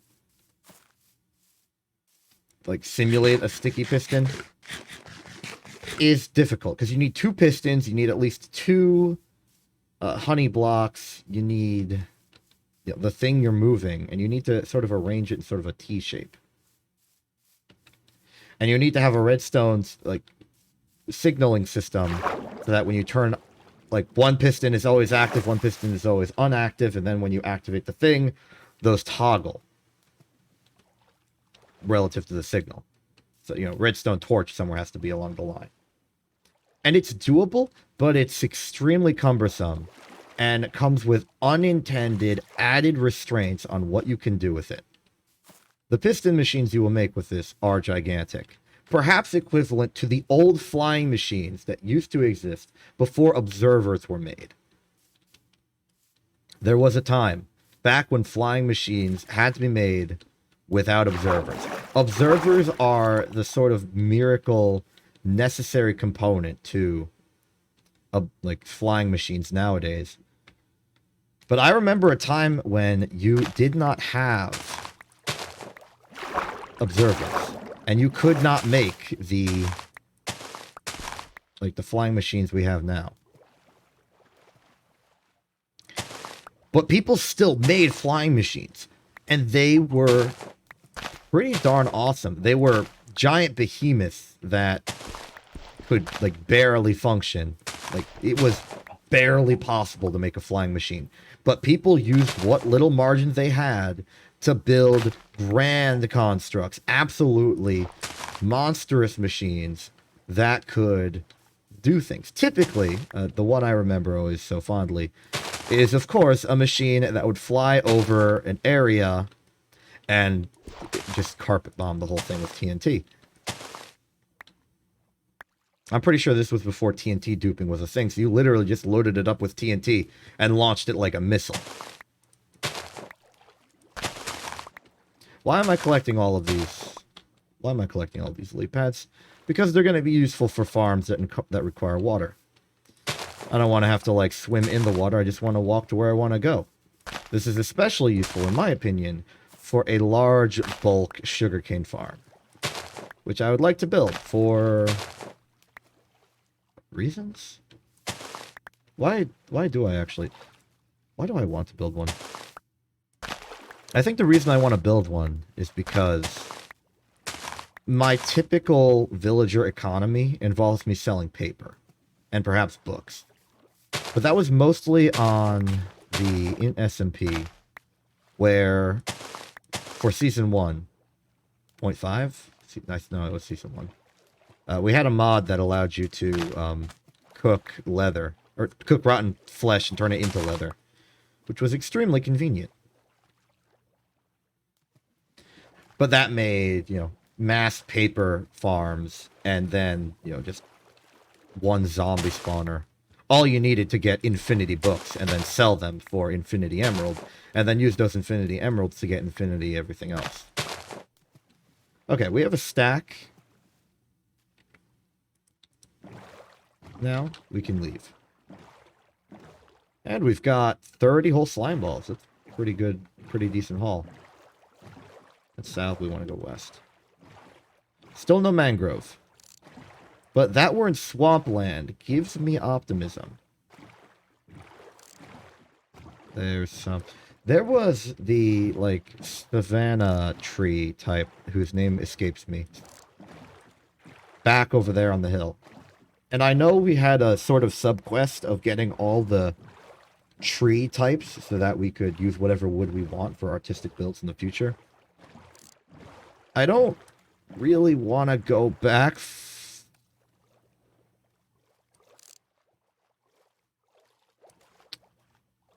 Iceberg. We are in iceberg territory. Man, that's nostalgic. I remember the good old days of iceberg territory. That one hardcore world where we lived in an iceberg. That was one of my first few, like, successful hardcore worlds, relative to me not perishing immediately, and it being multi-part with different, multiple episodes, instead of just being a one-off where I died numerous times. Well,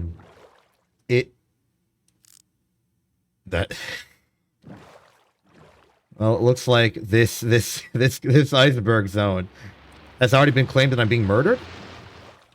Okay.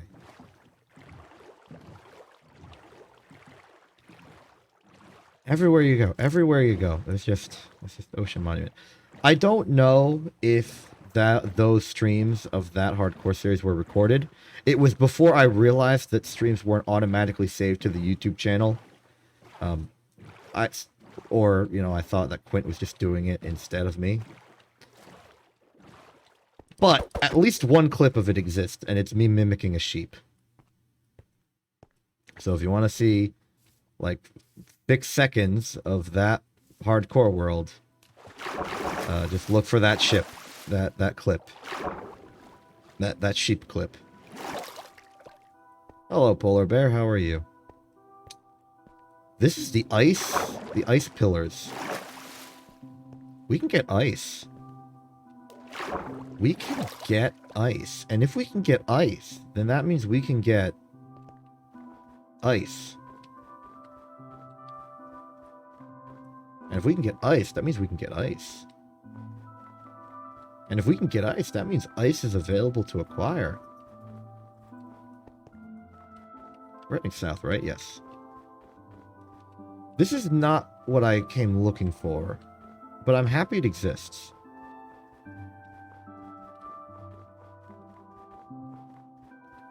We can get ice. Do you know what we can do with ice? We can make floors of ice. We can make boat highways. This is a possibility for a very, very grandiose future opportunity.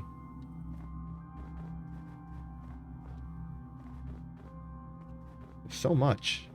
I mean, you know, for someone in the, like, grander technical Minecraft operation. Wait. That's what I thought. Huh.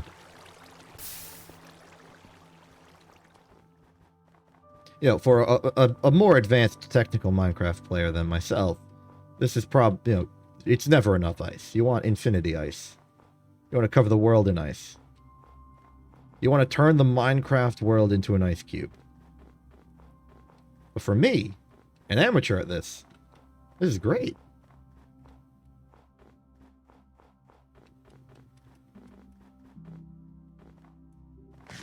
In theory. It means we could technically go here in the future and get some ice. But, you know, it's basically all you could ask for.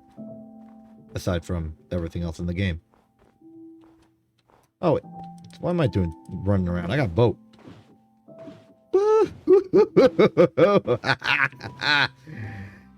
is a yeehaw moment. This is a yeehaw moment if I've ever seen one. I say, not actually continuing on to say the word yeehaw. It's a meta yeehaw moment. It's a moment where you want to declare its yeehaw moment viability, but not where you actually want to say the word yeehaw in, like, outside of the meta commentary about it.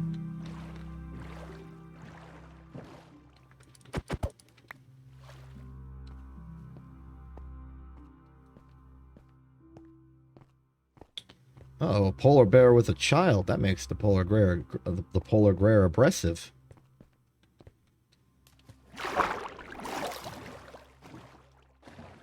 Maybe I should lean into the fact that I don't know how to pronounce words correctly. Or at least I do, but I just keep messing it up.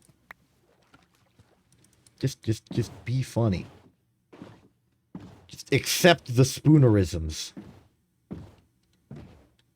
They have comedic value, and I have high velocity.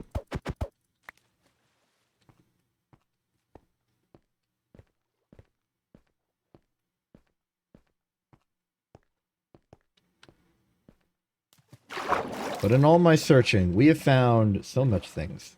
So much thing. We have found a thing, and it's so much of it.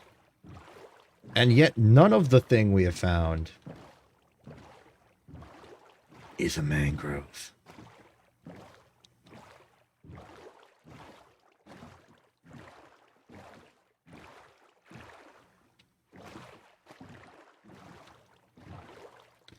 Boat. Boat's a funny word. It's got like a very impactful, like, whoop to it. Oh, there it opens. Buried treasure map, of course, the classic move. There's a ruined nether portal behind me. We have enough obsidian that we could light this portal.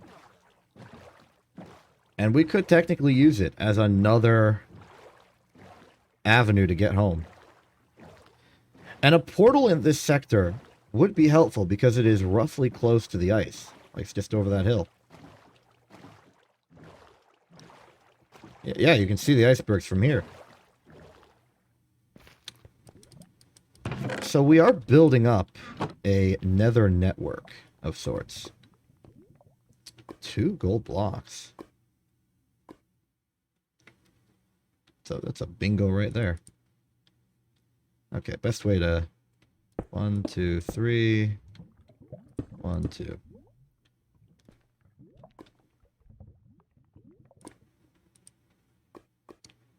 Bonk. Alright, let's see what we got here.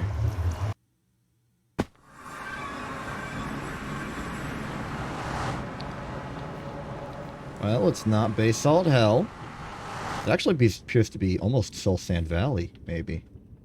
To north, west, east. We want to go east, which is awkwardly a sheer wall next to basalt hell. We're in chunks we've never loaded before, as evidenced by the lava currently falling.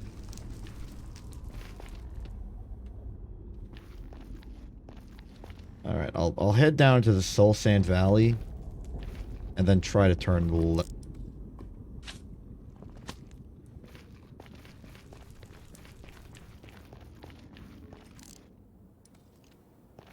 Miracle of miracles. Against all odds, we have found another fortress. Anyone who is a regular of the Minecraft streams will know that this is truly miraculous. We do not find nether portals. We do not find them. We can't, like, it's not possible. We try so hard. And yet here, right before us, one has fallen into our arms. This is actually phenomenal. I'm very happy about this. Gonna mark my direction of travel.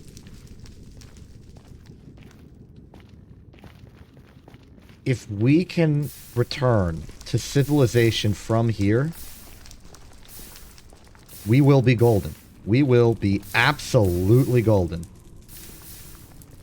All I have to do is forge a way back.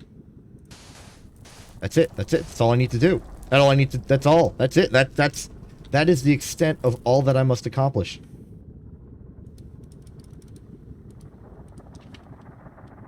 That's it. That's it. That's all right. First question: how? We need to go vaguely that way.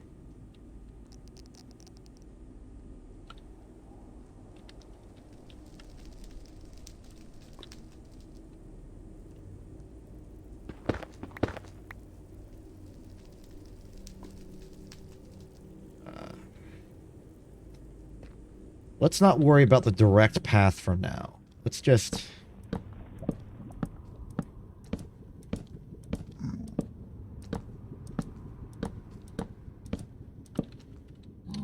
operate within our means for now.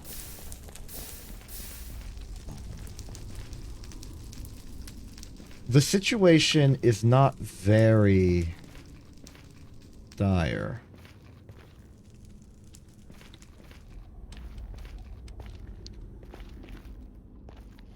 We have a good number of nether portals around. They're all to the east of us. So long as we can get to east of us,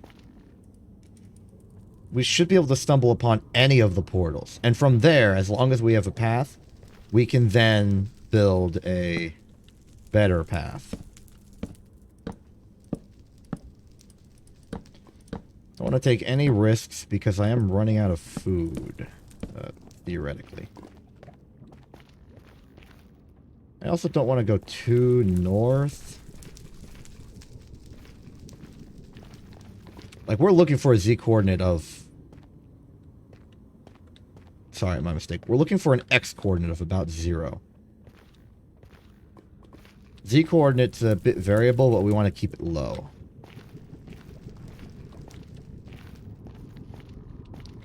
You know what?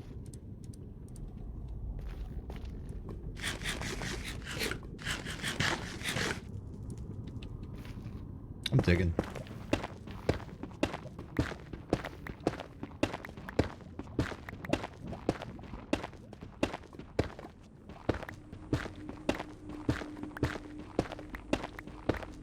We get to an x-coordinate of 0.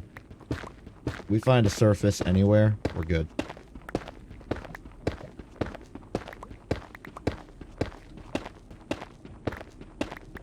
I haven't been paying close attention to what the coordinates are of everything.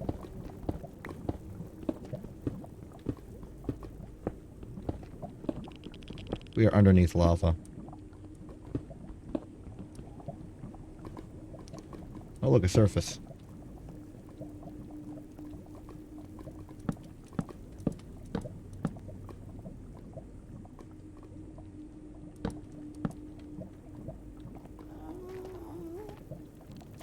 Uh-oh.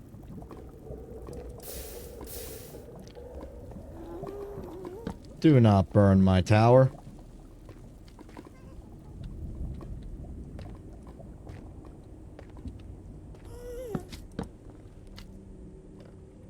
X coordinate 100. Against my better judgment, we did travel far.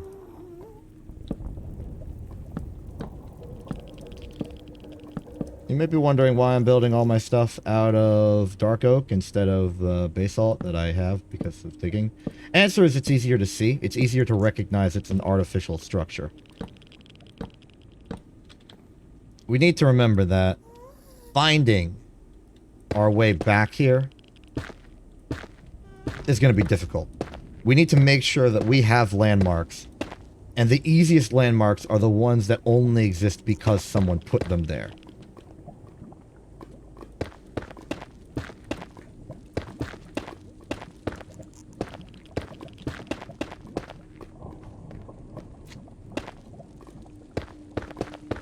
They're perhaps not the prettiest, but that's only due to an insofar lack of effort to make them pretty. We could make them pretty. We could make them look like lighthouses or like highway gas stations or something. I don't know.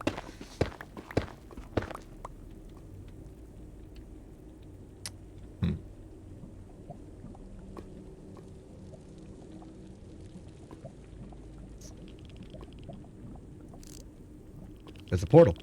There's a portal right there. I can't tell from this distance which one it is, but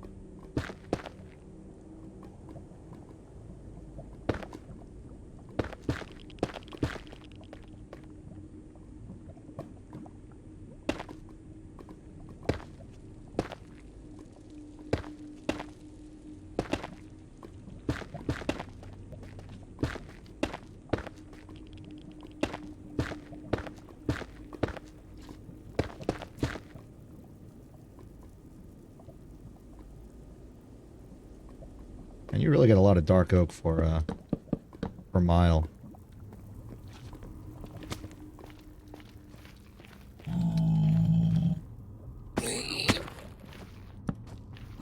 I do not take responsibility for that murder.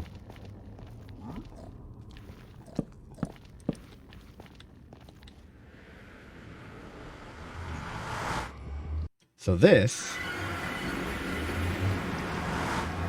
We're back at Mushroom Land! This is great. This is fantastic. Okay. We are very much actually building a connected network of locations. Like it's being done. We have stuff now. We have stuff, we have things. We have 7 dang hearts of the sea. Who authorized that? I don't know.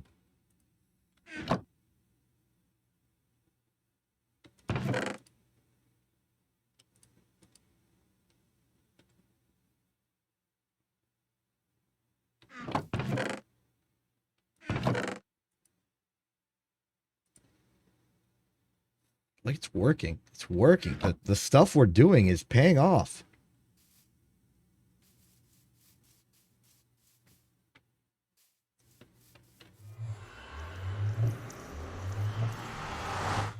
I'm heading back. I'm heading back.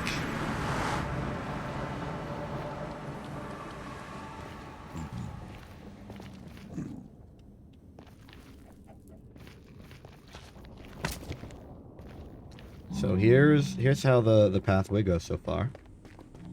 We walk on this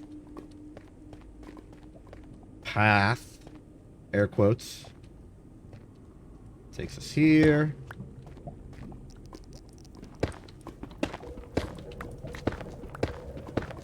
Honestly, we can lower this all. Okay, now we want base salt because we are dealing with lava and lava-based byproduct.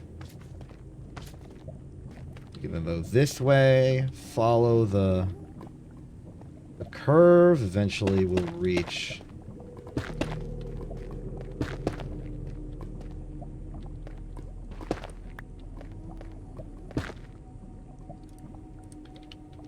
this. I'll mark with folks here. We can then walk along this.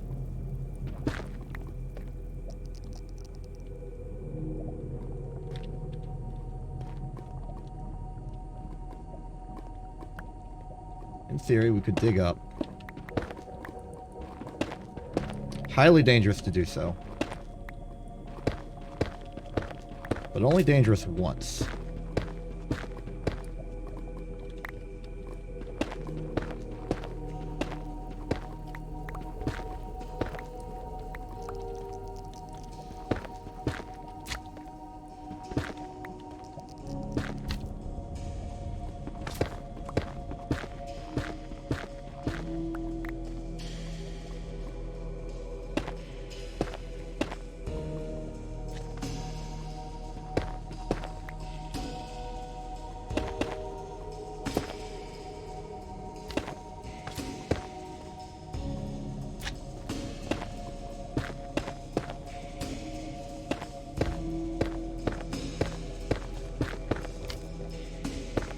Another good way to convey a path is to just make it like very geometric. So like people can look at it and be like, okay, yeah, that's an artificial structure.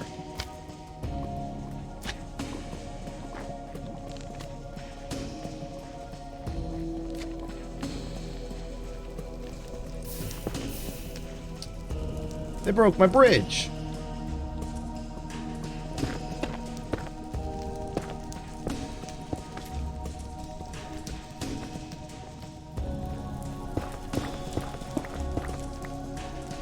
Man, I was using that for transportation of myself and everything I hold. You thought I was going to say everything I hold dear. Incorrect. I'm not holding that many valuable items. That's why I brought them.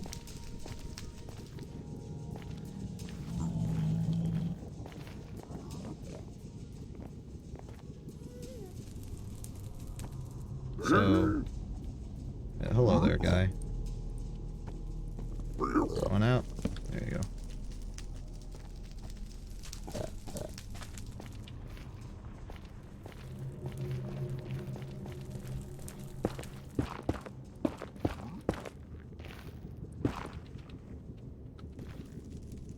And there's the portal. Easy as that.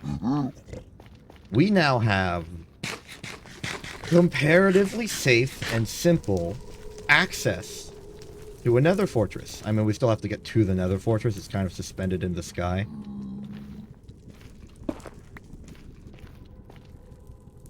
But it's there. It is most certainly there.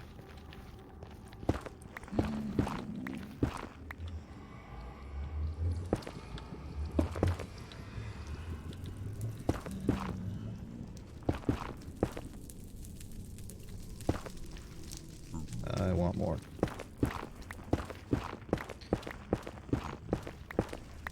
Gonna make a makeshift fancy staircase. I'll put real stairs on it later, once it becomes like an official path of the... I was gonna, like, say some, like, governmental organizational word, but I couldn't think of one.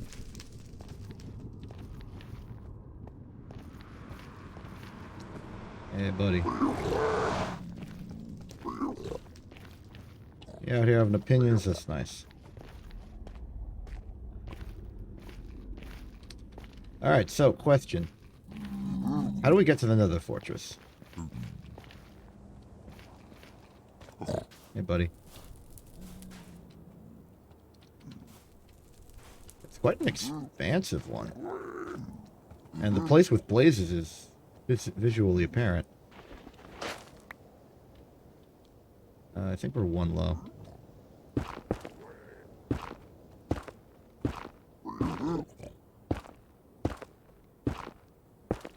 Okay, due to the threat of blazes, I'm going to very explicitly make this out of non-flammable material. Which means I have to mine... Oh, so now you don't like me.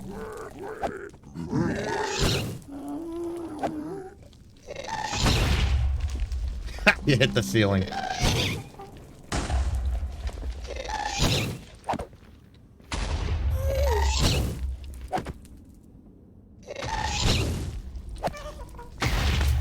That's what you get.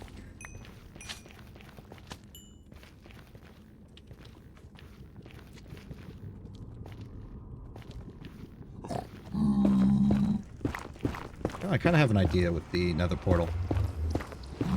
I'm going to make a staircase that goes up to the portal itself, but the path through here, like if you want to go from the Mushroom Islands to here, will kind of be next to it and completely at the lower level.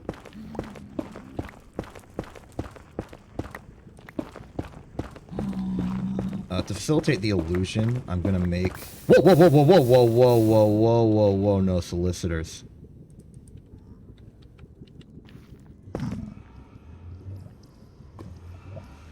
It was a stroke of genius to make lava flow faster in the nether than it does in the overworld.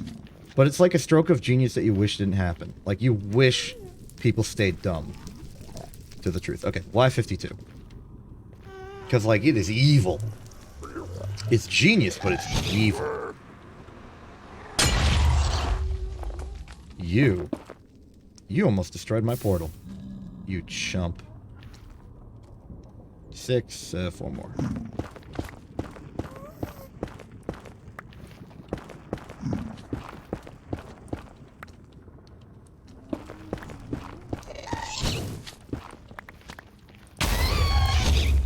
Oh, right, I have thorns.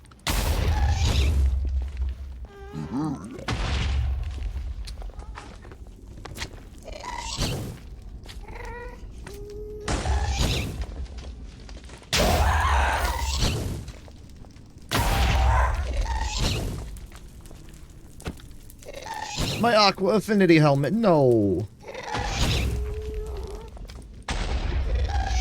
Well, the good news is I have another one. You chump.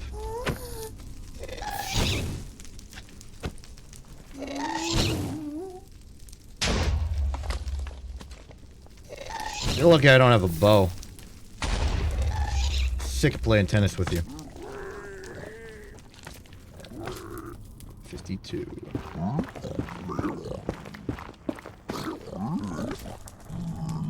Hi. Nice, nice. Just a group of people just going about their business. Being normal.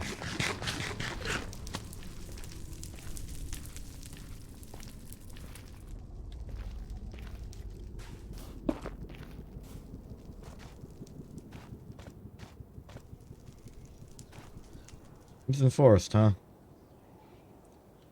That's my other disliked nether biome.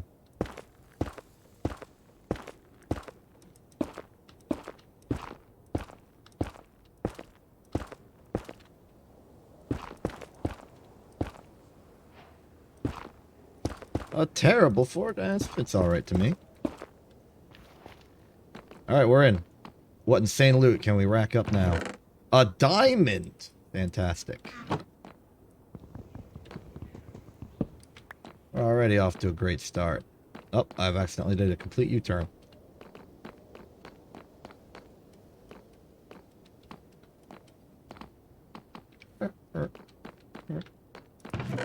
Saddle.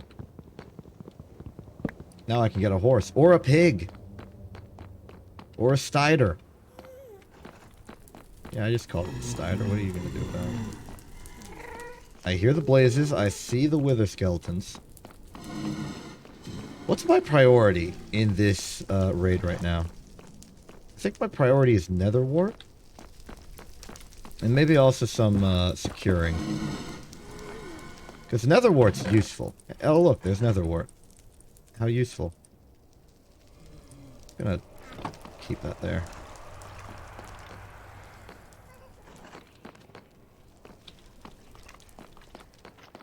The bones.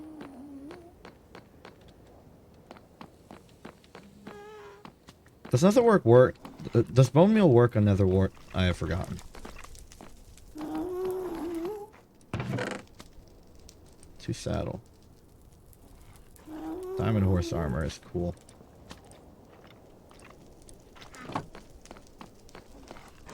You know what? I'll take it.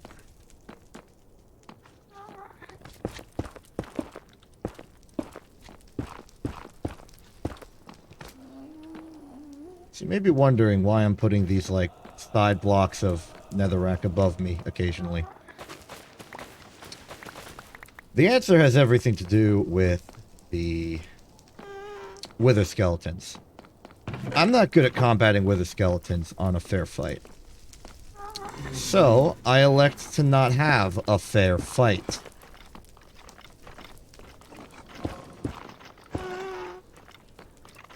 As you can see.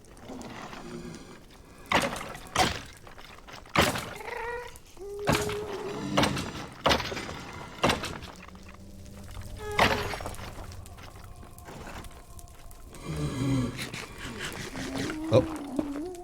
Not ready to face you. Didn't bring any of my fire resistance potions. My iron sword's almost doomed. Running. Should be 3. That's a blaze rod.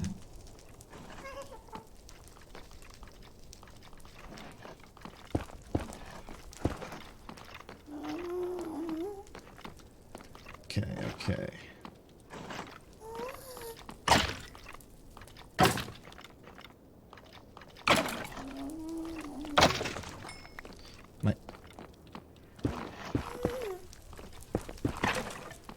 What the frick?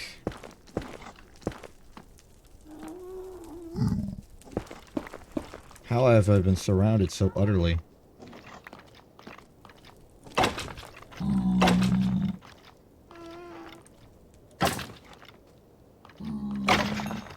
Also, how do I leave? I think this way.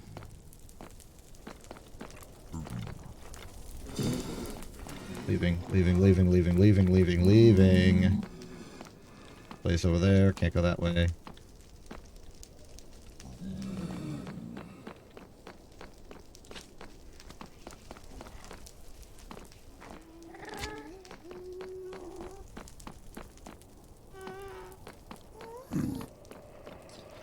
Guess you could say I'm in a maze and I don't know what to do. Given my understanding of the geography of the situation... Yeah, there's my portal exit. There's my portal. So just... barrel through. Cheese it. Run. Okay.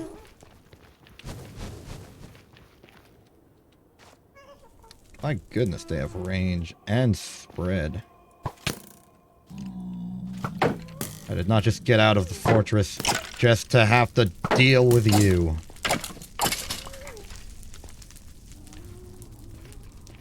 Okay.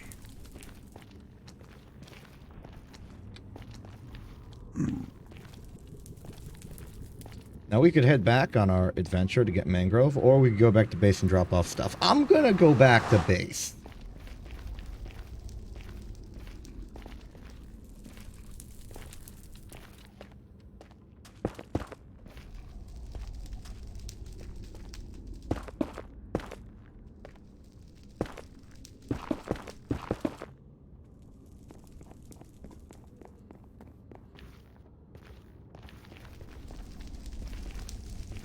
You know, the act of finding all of these separate locations and attempting to bridge them together in a way that makes them actually convenient to traverse reminds me a lot of hit video game Death Stranding, whose entire, like, social narrative and, like, moral of the game, is based around the mechanics of doing just that in a communal setting.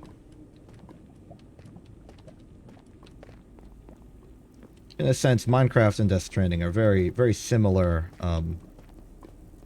sort of like, if you think of like the cultural impression of what Minecraft teaches people, about like how to live and exist and stuff, I think it's a very similar lesson, in a few ways, to what Death Stranding teaches you.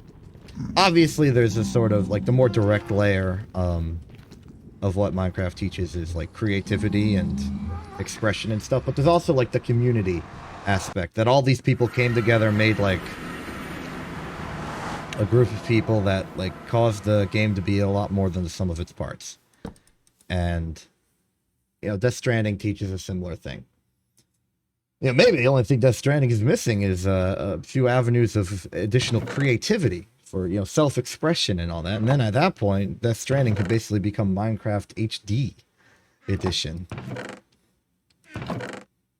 where everyone's playing single player but in the same world. Now you might think that's just multiplayer, but no, I would have to correct you on that. It's entirely different. Me saying no like that was a reference to Quint bowling from the bowling, the Switch Sports highlights that I edited. I think Quint is a good source of good memes and jokes from stuff. Like, Quint is a funny and entertaining person, enjoyable to experience the experience of.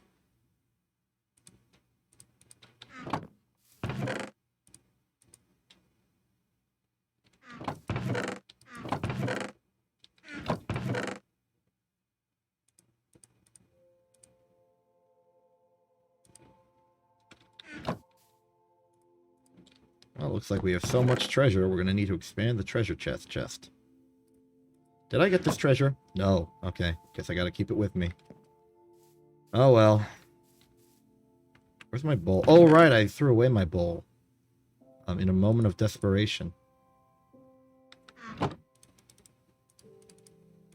Spruce and dark oak look very similar when you're not paying attention. That's not how you make a bowl.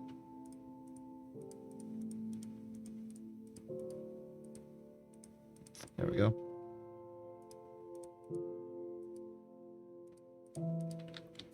You know, I'm gonna fill up all four of these. It'll be fine, because as my adventure goes on, I will consume soup from these bowls, while simultaneously collecting more items. And the bowls will take up less inventory space as I consume them,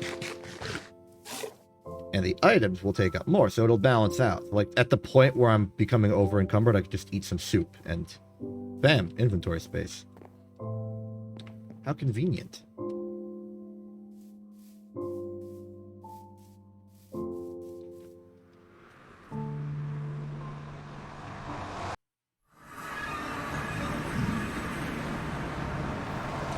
Real happy that just by pure virtue of, like, circumstance, every single nether portal we've made, except the absolute first one ever, has been immensely useful.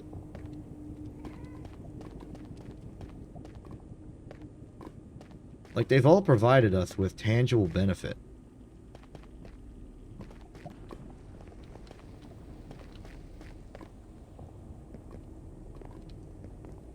They're all going to important locations. The mushroom one, the village one, the underwater one, which is going to be retrofitted into the, well, it's a combination of the swamp one, maybe, depending on how exactly close that is, I don't remember. And the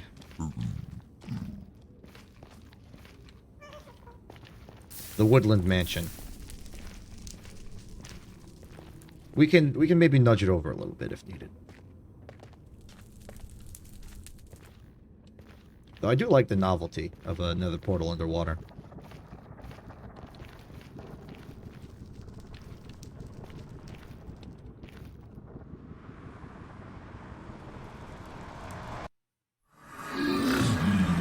Uh. Oh, you poor, you poor lack of being alive individual. You're one of those zombie piglins from earlier. You walked through the portal and spontaneously perished by turning into a zombie piglin. Actually, that I wonder how that changes the the wild mass guessing of lore that I was just doing. Because you know that changes the lore structure. They turn into, well, maybe this is to imply that the piglins are not the old civilization. They just happened to exist. Another question is, why do the piglins turn into zombies when they go through the portal and I don't? Is it because I'm a native to this world? And if so, like, why don't I turn into a zombie when I'm going the other way? Like, if I go from this world to the nether, why don't I become zombie?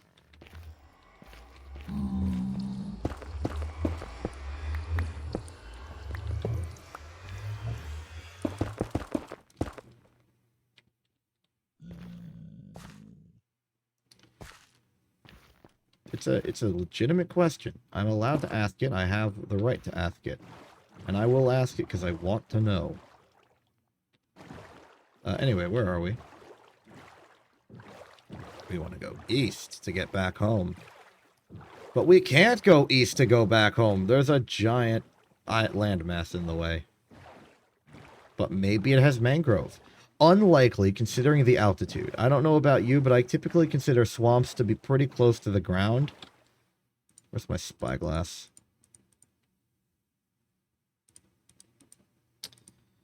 Where's my bed? Yeah, that's just a that's just a mountain. That is just a mountain. Want to classify what that is? Mountain. Oh, we're surrounded. This is just mountainous terrain. It's, I mean, it's beautiful because, like, you know, rolling hills and stuff are nice. Typically, we consider the ground to just be a flat, featureless, like, 2D plane that we walk on. But mountains, they make you pay attention. They're like, hey, we're not just a thing to walk on. We've got features. We got personality. And if you don't treat us seriously, we'll be an obstacle.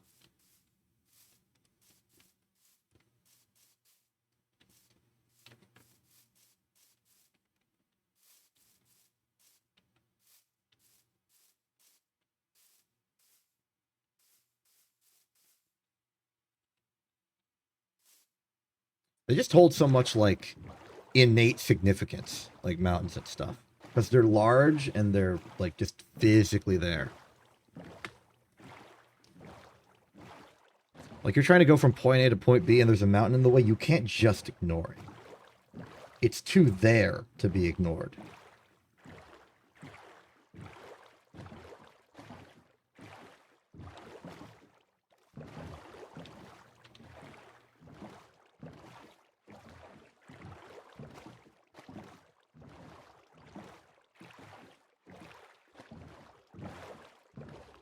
Oh, would you look at that?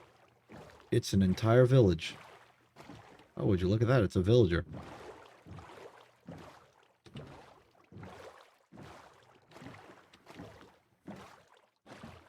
I'm going to make a controversial statement and talk about Shadows of Israfel.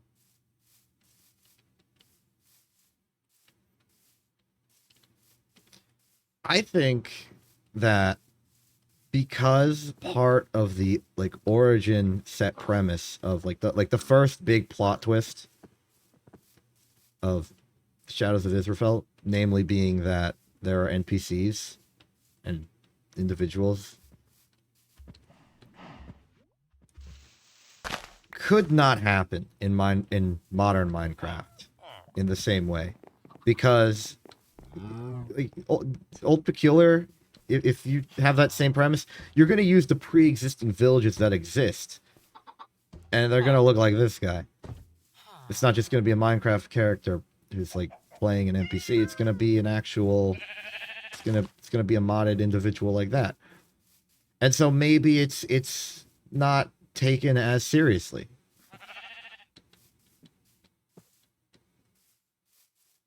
Not sure how well I'm conveying the notion here, but like you don't get the premise and the significance of like that starting bit at the end of season 1 without the Minecraft world being abandoned and desolate and you being the only one there. The introduction of the villages and just, you know, the progression, the gradual increase in mobs has made the world a lot more inhabited, I feel. And it's good to sort of garner general, like, you know, sense of community, even if you're not physically in one. It makes the world feel more alive and, for, you know, some argument's sake, less boring, but it also makes subversions or like things that remove that less it also how do I explain this? When I first played Minecraft, it was very, very far back, way back in the beta. There were no villagers, there were no villages. There wasn't even Enderman yet.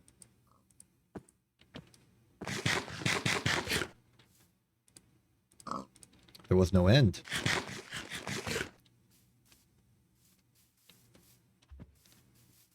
There were no horses. There were no slime blocks. Well, maybe there, maybe hard to tell. I don't remember. I'm not even sure there were pistons. If there were pistons, they were a very, very new addition.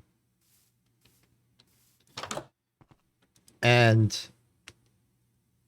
there was an eerie sense of isolation.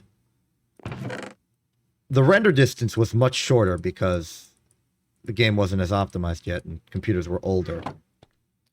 So everything was covered in like a layer of fog. Like, see that fog? It was much closer. You could only see like a few-ish chunks out at a time in like poor conditions.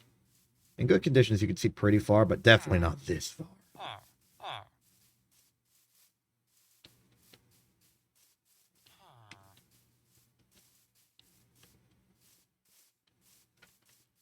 And there was an eerie sense of isolation. You felt alone, and you felt unnerved and scared. The Minecraft was a new game. There was very little actual like community around it. There were no strategies. You weren't even certain what was or was not in the game.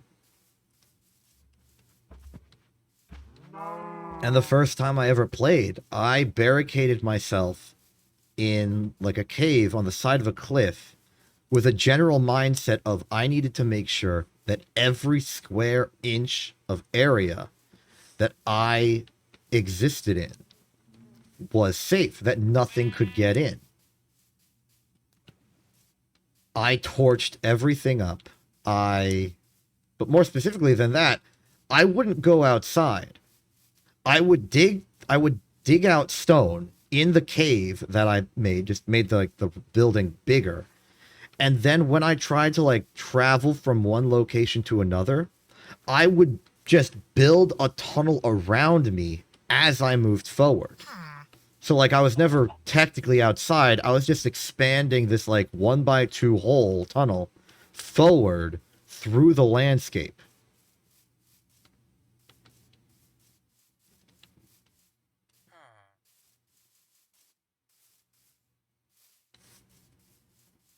That's like that's like my first memory of Minecraft is doing that. My second memory of Minecraft, same world, is when I built one of these tunnels so far that I hit the water.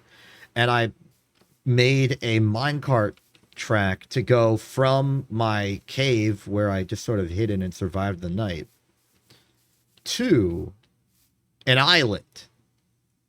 it was at this island where I started my mining, like, proper.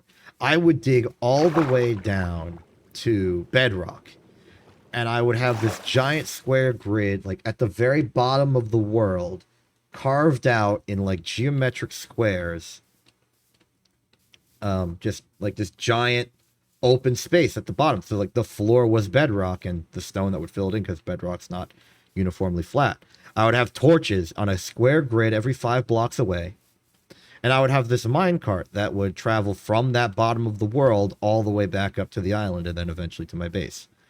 I also remember that that island I was, like, quarrying out. The interior was hollow because it had, like, a cave in it, and I would, like, dig to the bottom of that to get to the bottom of the world.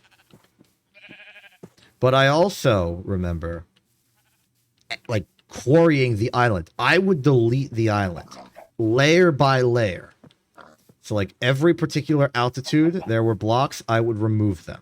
First the dirt layer, then more dirt layer a few below. Then there was, like, dirt on the edges and stone in the middle, until the entire island was flat and hollow, and the interior, like, the border of the island, was just the original, like, dirt shoreline, and then everything inside was fairly hollow because it was, like I said, a cave. And I used that, and like, it was just a flat island, and I would go down in the minecart and dig around, and that's basically the extent of what I remember from my first Minecraft world. I would, in, like, subsequent very early Minecraft worlds that I had, would do very similar things. Not necessarily the hiding in a tunnel. I gained, some confidence and bravery after a while, eventually. But definitely starting off, I was a lot more concerned about stuff. I also think I remember, like, one of my early worlds was snowing. It was snowing in the world, just at all times. Back before weather cycles existed, you either had a normal Minecraft world or you had a Minecraft world that was snowing. And I don't remember the requirements for making the Minecraft world snow, but I know that one of mine did.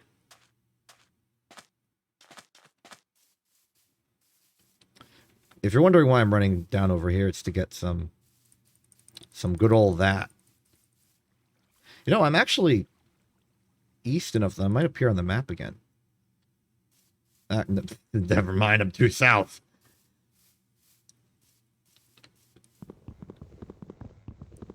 Relax. Acacia, that's what it's called.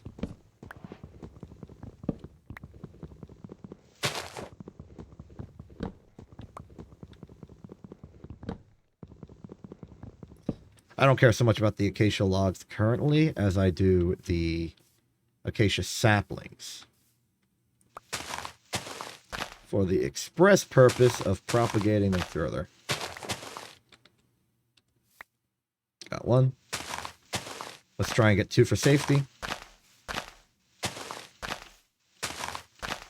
Because the leaves and the sapling drops are based on randomness, it is entirely possible for you to chop down a tree and not get a single sapling from the leaves. Sometimes that just happens, and if you're playing Skyblock when it happens, you are just out of luck.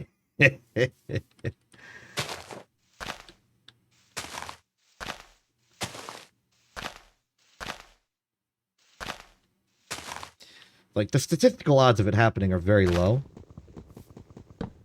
And the statistical odds of happening with an entire forest are astronomically low. But they're not 0.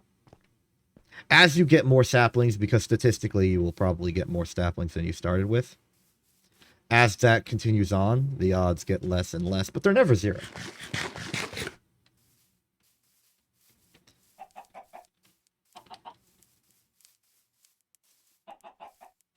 There's a point where it's, like, effectively 0. Like, the probability of anything that's physically possible happening is low. compared based on what thing you're asking about. But it's never zero. But there is a point where it is absolutely unreasonable to think of it as a thing you need to account for.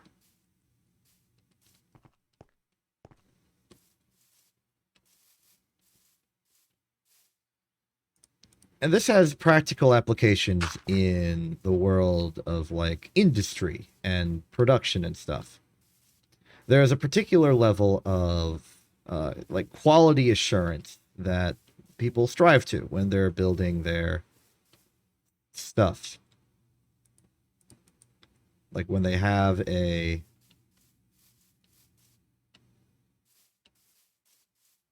like let's say they're mass producing something. And the machines that build it, they build it.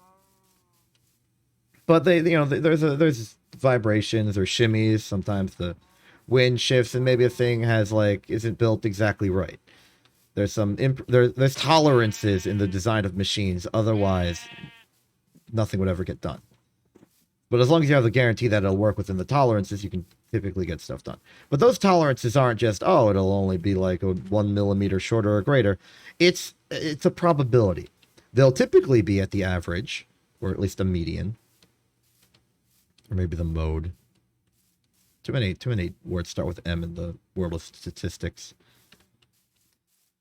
But, the odds of a product or like manufacturing process doing something that's too big or too small, or smaller than bigger than average, or how far away it is from the ideal target, the odds diminishes. And for the most part, they diminish as a bell curve, and that's why bell curves are important. So you can sort of establish a statistical standard. You can say that, all right, most of the results are in this sort of clump. So we can say that, the average is our target, and then the sort of size of the clump, the sort of range of small and large, is sort of constrained a bit. Now, technically, in theory, the band between the too small and too large, how extreme you can get, is theoretically infinite. It's not really infinite, because you can't make a machine that makes 1 millimeter holes accidentally make a kilometer large hole by accident. But it can vary severely. But once you get into those extremes, you need sort of a way to numerically say that those circumstances are so probabilistically unlikely that you don't need to worry about them. And if you're mass producing this means that you can sort of say how many uses of the machine you're gonna use before you can say statistically that it is at all possible that you're gonna get the machine's gonna make something that's too big or too small beyond your expectations. And I should probably actually lead into what this value is. The statistic for bell curves and things that have an average and then sort of values clumped around that average that sort of become less and less likely at a distance. You approximate that as a bell curve, and then the bell curve itself has its width associated with it. And in almost all circumstances, that width is described as the standard deviation. And you can kind of see that the word deviation is in there, which would probably tell you that what it does. It's saying, how much... Villager, why are you going outside?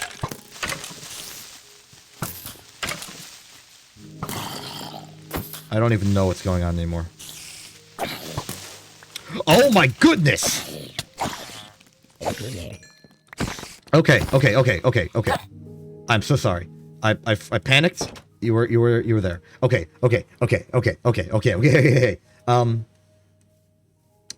I knocked back a creeper. A zombie, okay, a skeleton was shooting a zombie because I assume the zombie hit the skeleton because the skeleton shot the zombie earlier. I hit the creeper back, knocking it back into line such that the skeleton shooting the zombie hit the creeper instead.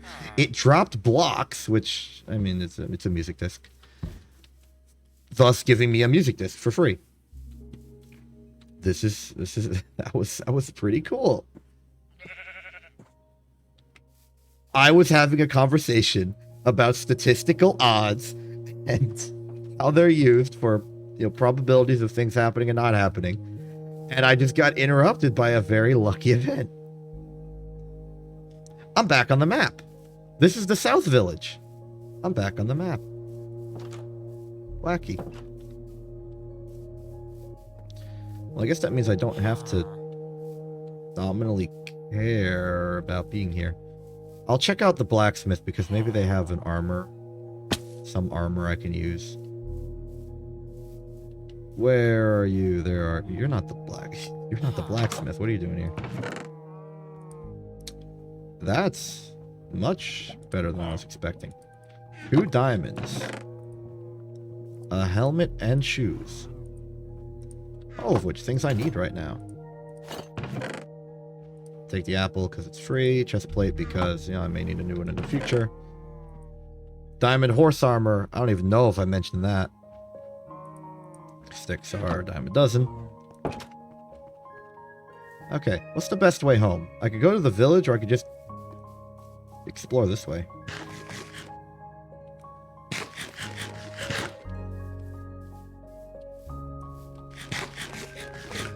No mangrove swamp. Okay. Just because I want something to talk about, and the fact that you're here makes me think that you're okay with the conversation so far, I'm going to go back to the conversation about standard deviation. Standard deviation is, roughly speaking, the width of the bell curve, or at least like a unit of measurement about how far away odds are. I don't remember the exact values, but basically the standard deviation can be seen as a unit of length away from the bell curve that tells you the probabilities of things happening at that distance. So for example, something like, let's say, so your x-axis is the, machine that drills holes. X-axis is the radius of the hole. Y-axis is the probability density that a hole drilled is going to be that size. Your average is going to be something. The standard deviation will tell you how far away from the average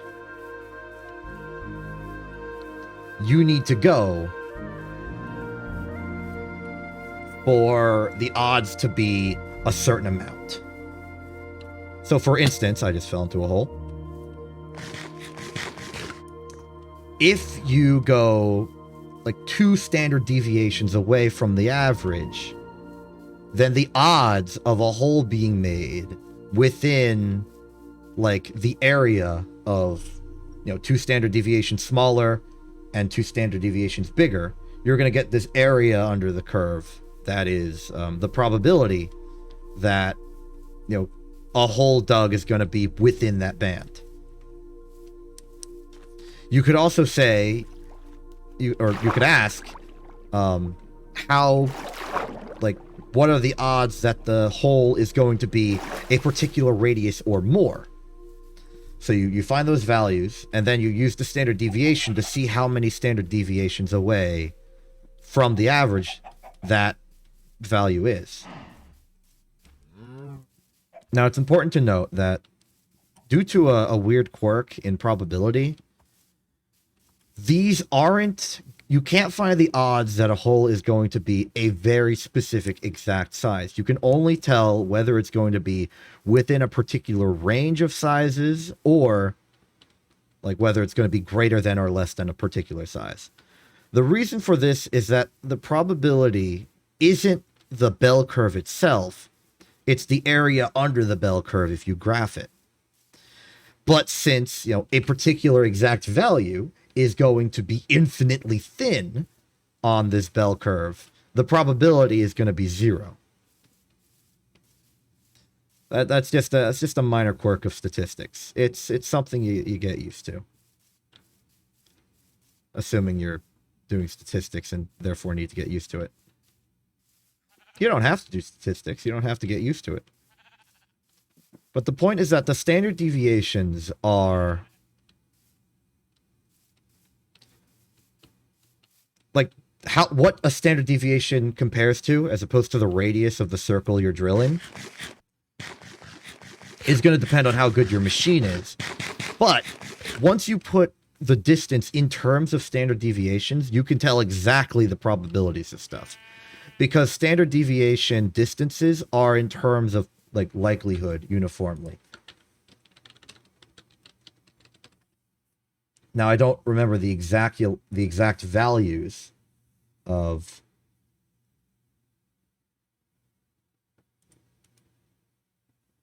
okay, all right. Here's the statistics rule for you to remember the standard deviations. So let's say you have an average and you want to say what are the odds that something will happen, like something will be within 1 standard deviation away from the average either direction, 2 standard deviations away from the average in either direction, or 3 standard deviations away from the average. The general term for this is sigma. So instead of saying the entire statement 1 standard deviation away, you say, what's the odds of 1 sigma? What's 1 sigma of odds? And looking at the Wikipedia article for the 68, 95, 99.7 rule, the odds of something happening on a bell curve 1 sigma away either direction from the average is 68%. 2 sigmas away is 95%. 3 sigmas away is 99.7%. So you can now say that you can now give a specification for your hole drilling machine. You can say that, oh, the holes that my hole drilling machine will make will be 3 centimeters in diameter with a standard deviation of 1 millimeter. And what that will tell somebody is that, okay, so let's convert it and say it's 3 centimeter diameter, that's 30 millimeter diameter.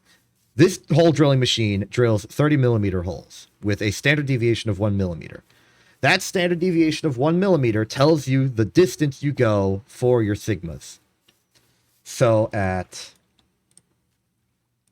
1 standard deviation, at 1 sigma, you can say that there is a 68% chance that a hole drilled by this drilling machine will be between 299 and 301 millimeters in diameter. You can say that there is a 95% chance that a hole drilled by this drilling machine will be within 298 and 302 millimeters diameter. You can say that there is a 99.7% chance that a hole drilled by this drilling machine will be between 297 and 303 millimeters. And this is how you use standard deviations. You can find the probability that a hole will be made. You have the average. You have the standard deviation. 3 sigmas away. So add and subtract 3 standard deviations from your average. You will know that the hole drilled by this hole drilling machine will be 99.7% odds of being within that range. And that's how you statistics. Am I still going north? I'm still going north. I'm half paying attention. I just gave a lecture on probability and statistics. There's more to it. I probably could have explained this better if I actually prepared a lesson and didn't just have an impromptu conversation out of just sheer force of will. I don't even remember why I started talking about this. But like I can test your knowledge.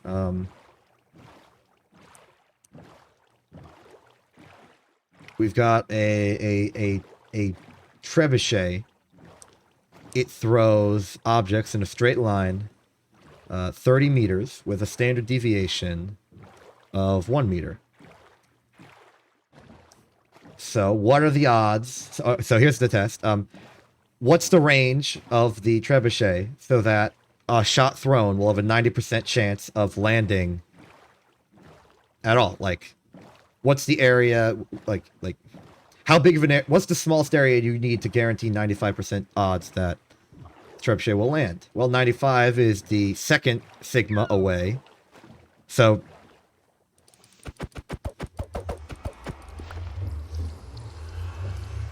game, therefore probability event you started talking about because. Okay.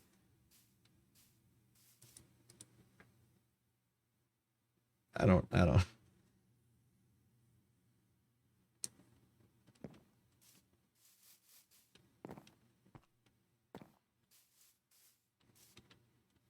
Anyway, trebuchet, 30 meters, standard deviation of 1, find where the odds are 95%. Answer would be 2 standard deviations away, so between 28 and 32 meters. 2 things happening at the same time. I mean, I have the recording for this stream. This stream's recording will exist. I just gotta look for it.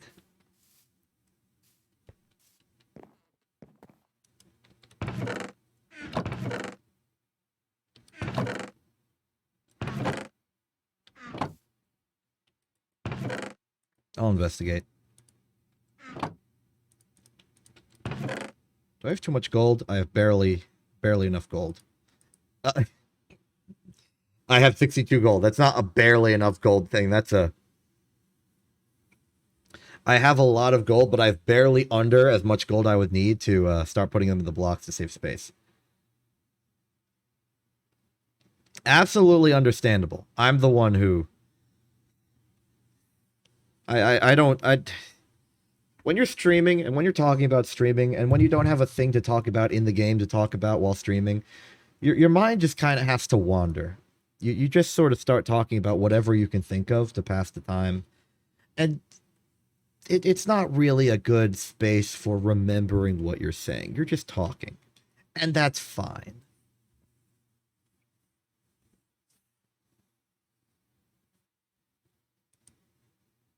We have a music disc. I've been streaming for 3 hours. It's typically like the larger end of my cutoff. But before I go, I say we utilize the technology we've accrued to make something, to enjoy what we have accomplished. I'm getting way too sentimentally attached to this world. I'm not looking forward to the moment where we spontaneously perish abruptly. But that's hardcore world for you. These places become more sentimentally engaging because they feel so transient. Anyway, introducing blocks. We will play this music disc and we shall end the stream.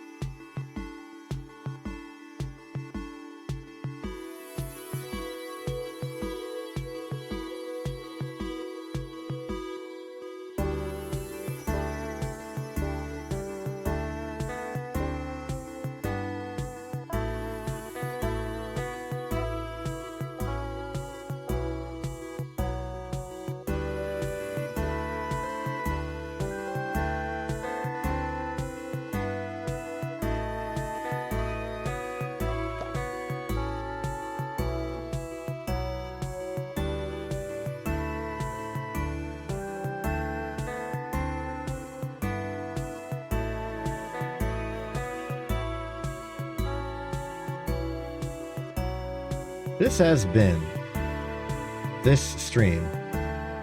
I I am Exception. This is Int TV. Have a good day, and good night.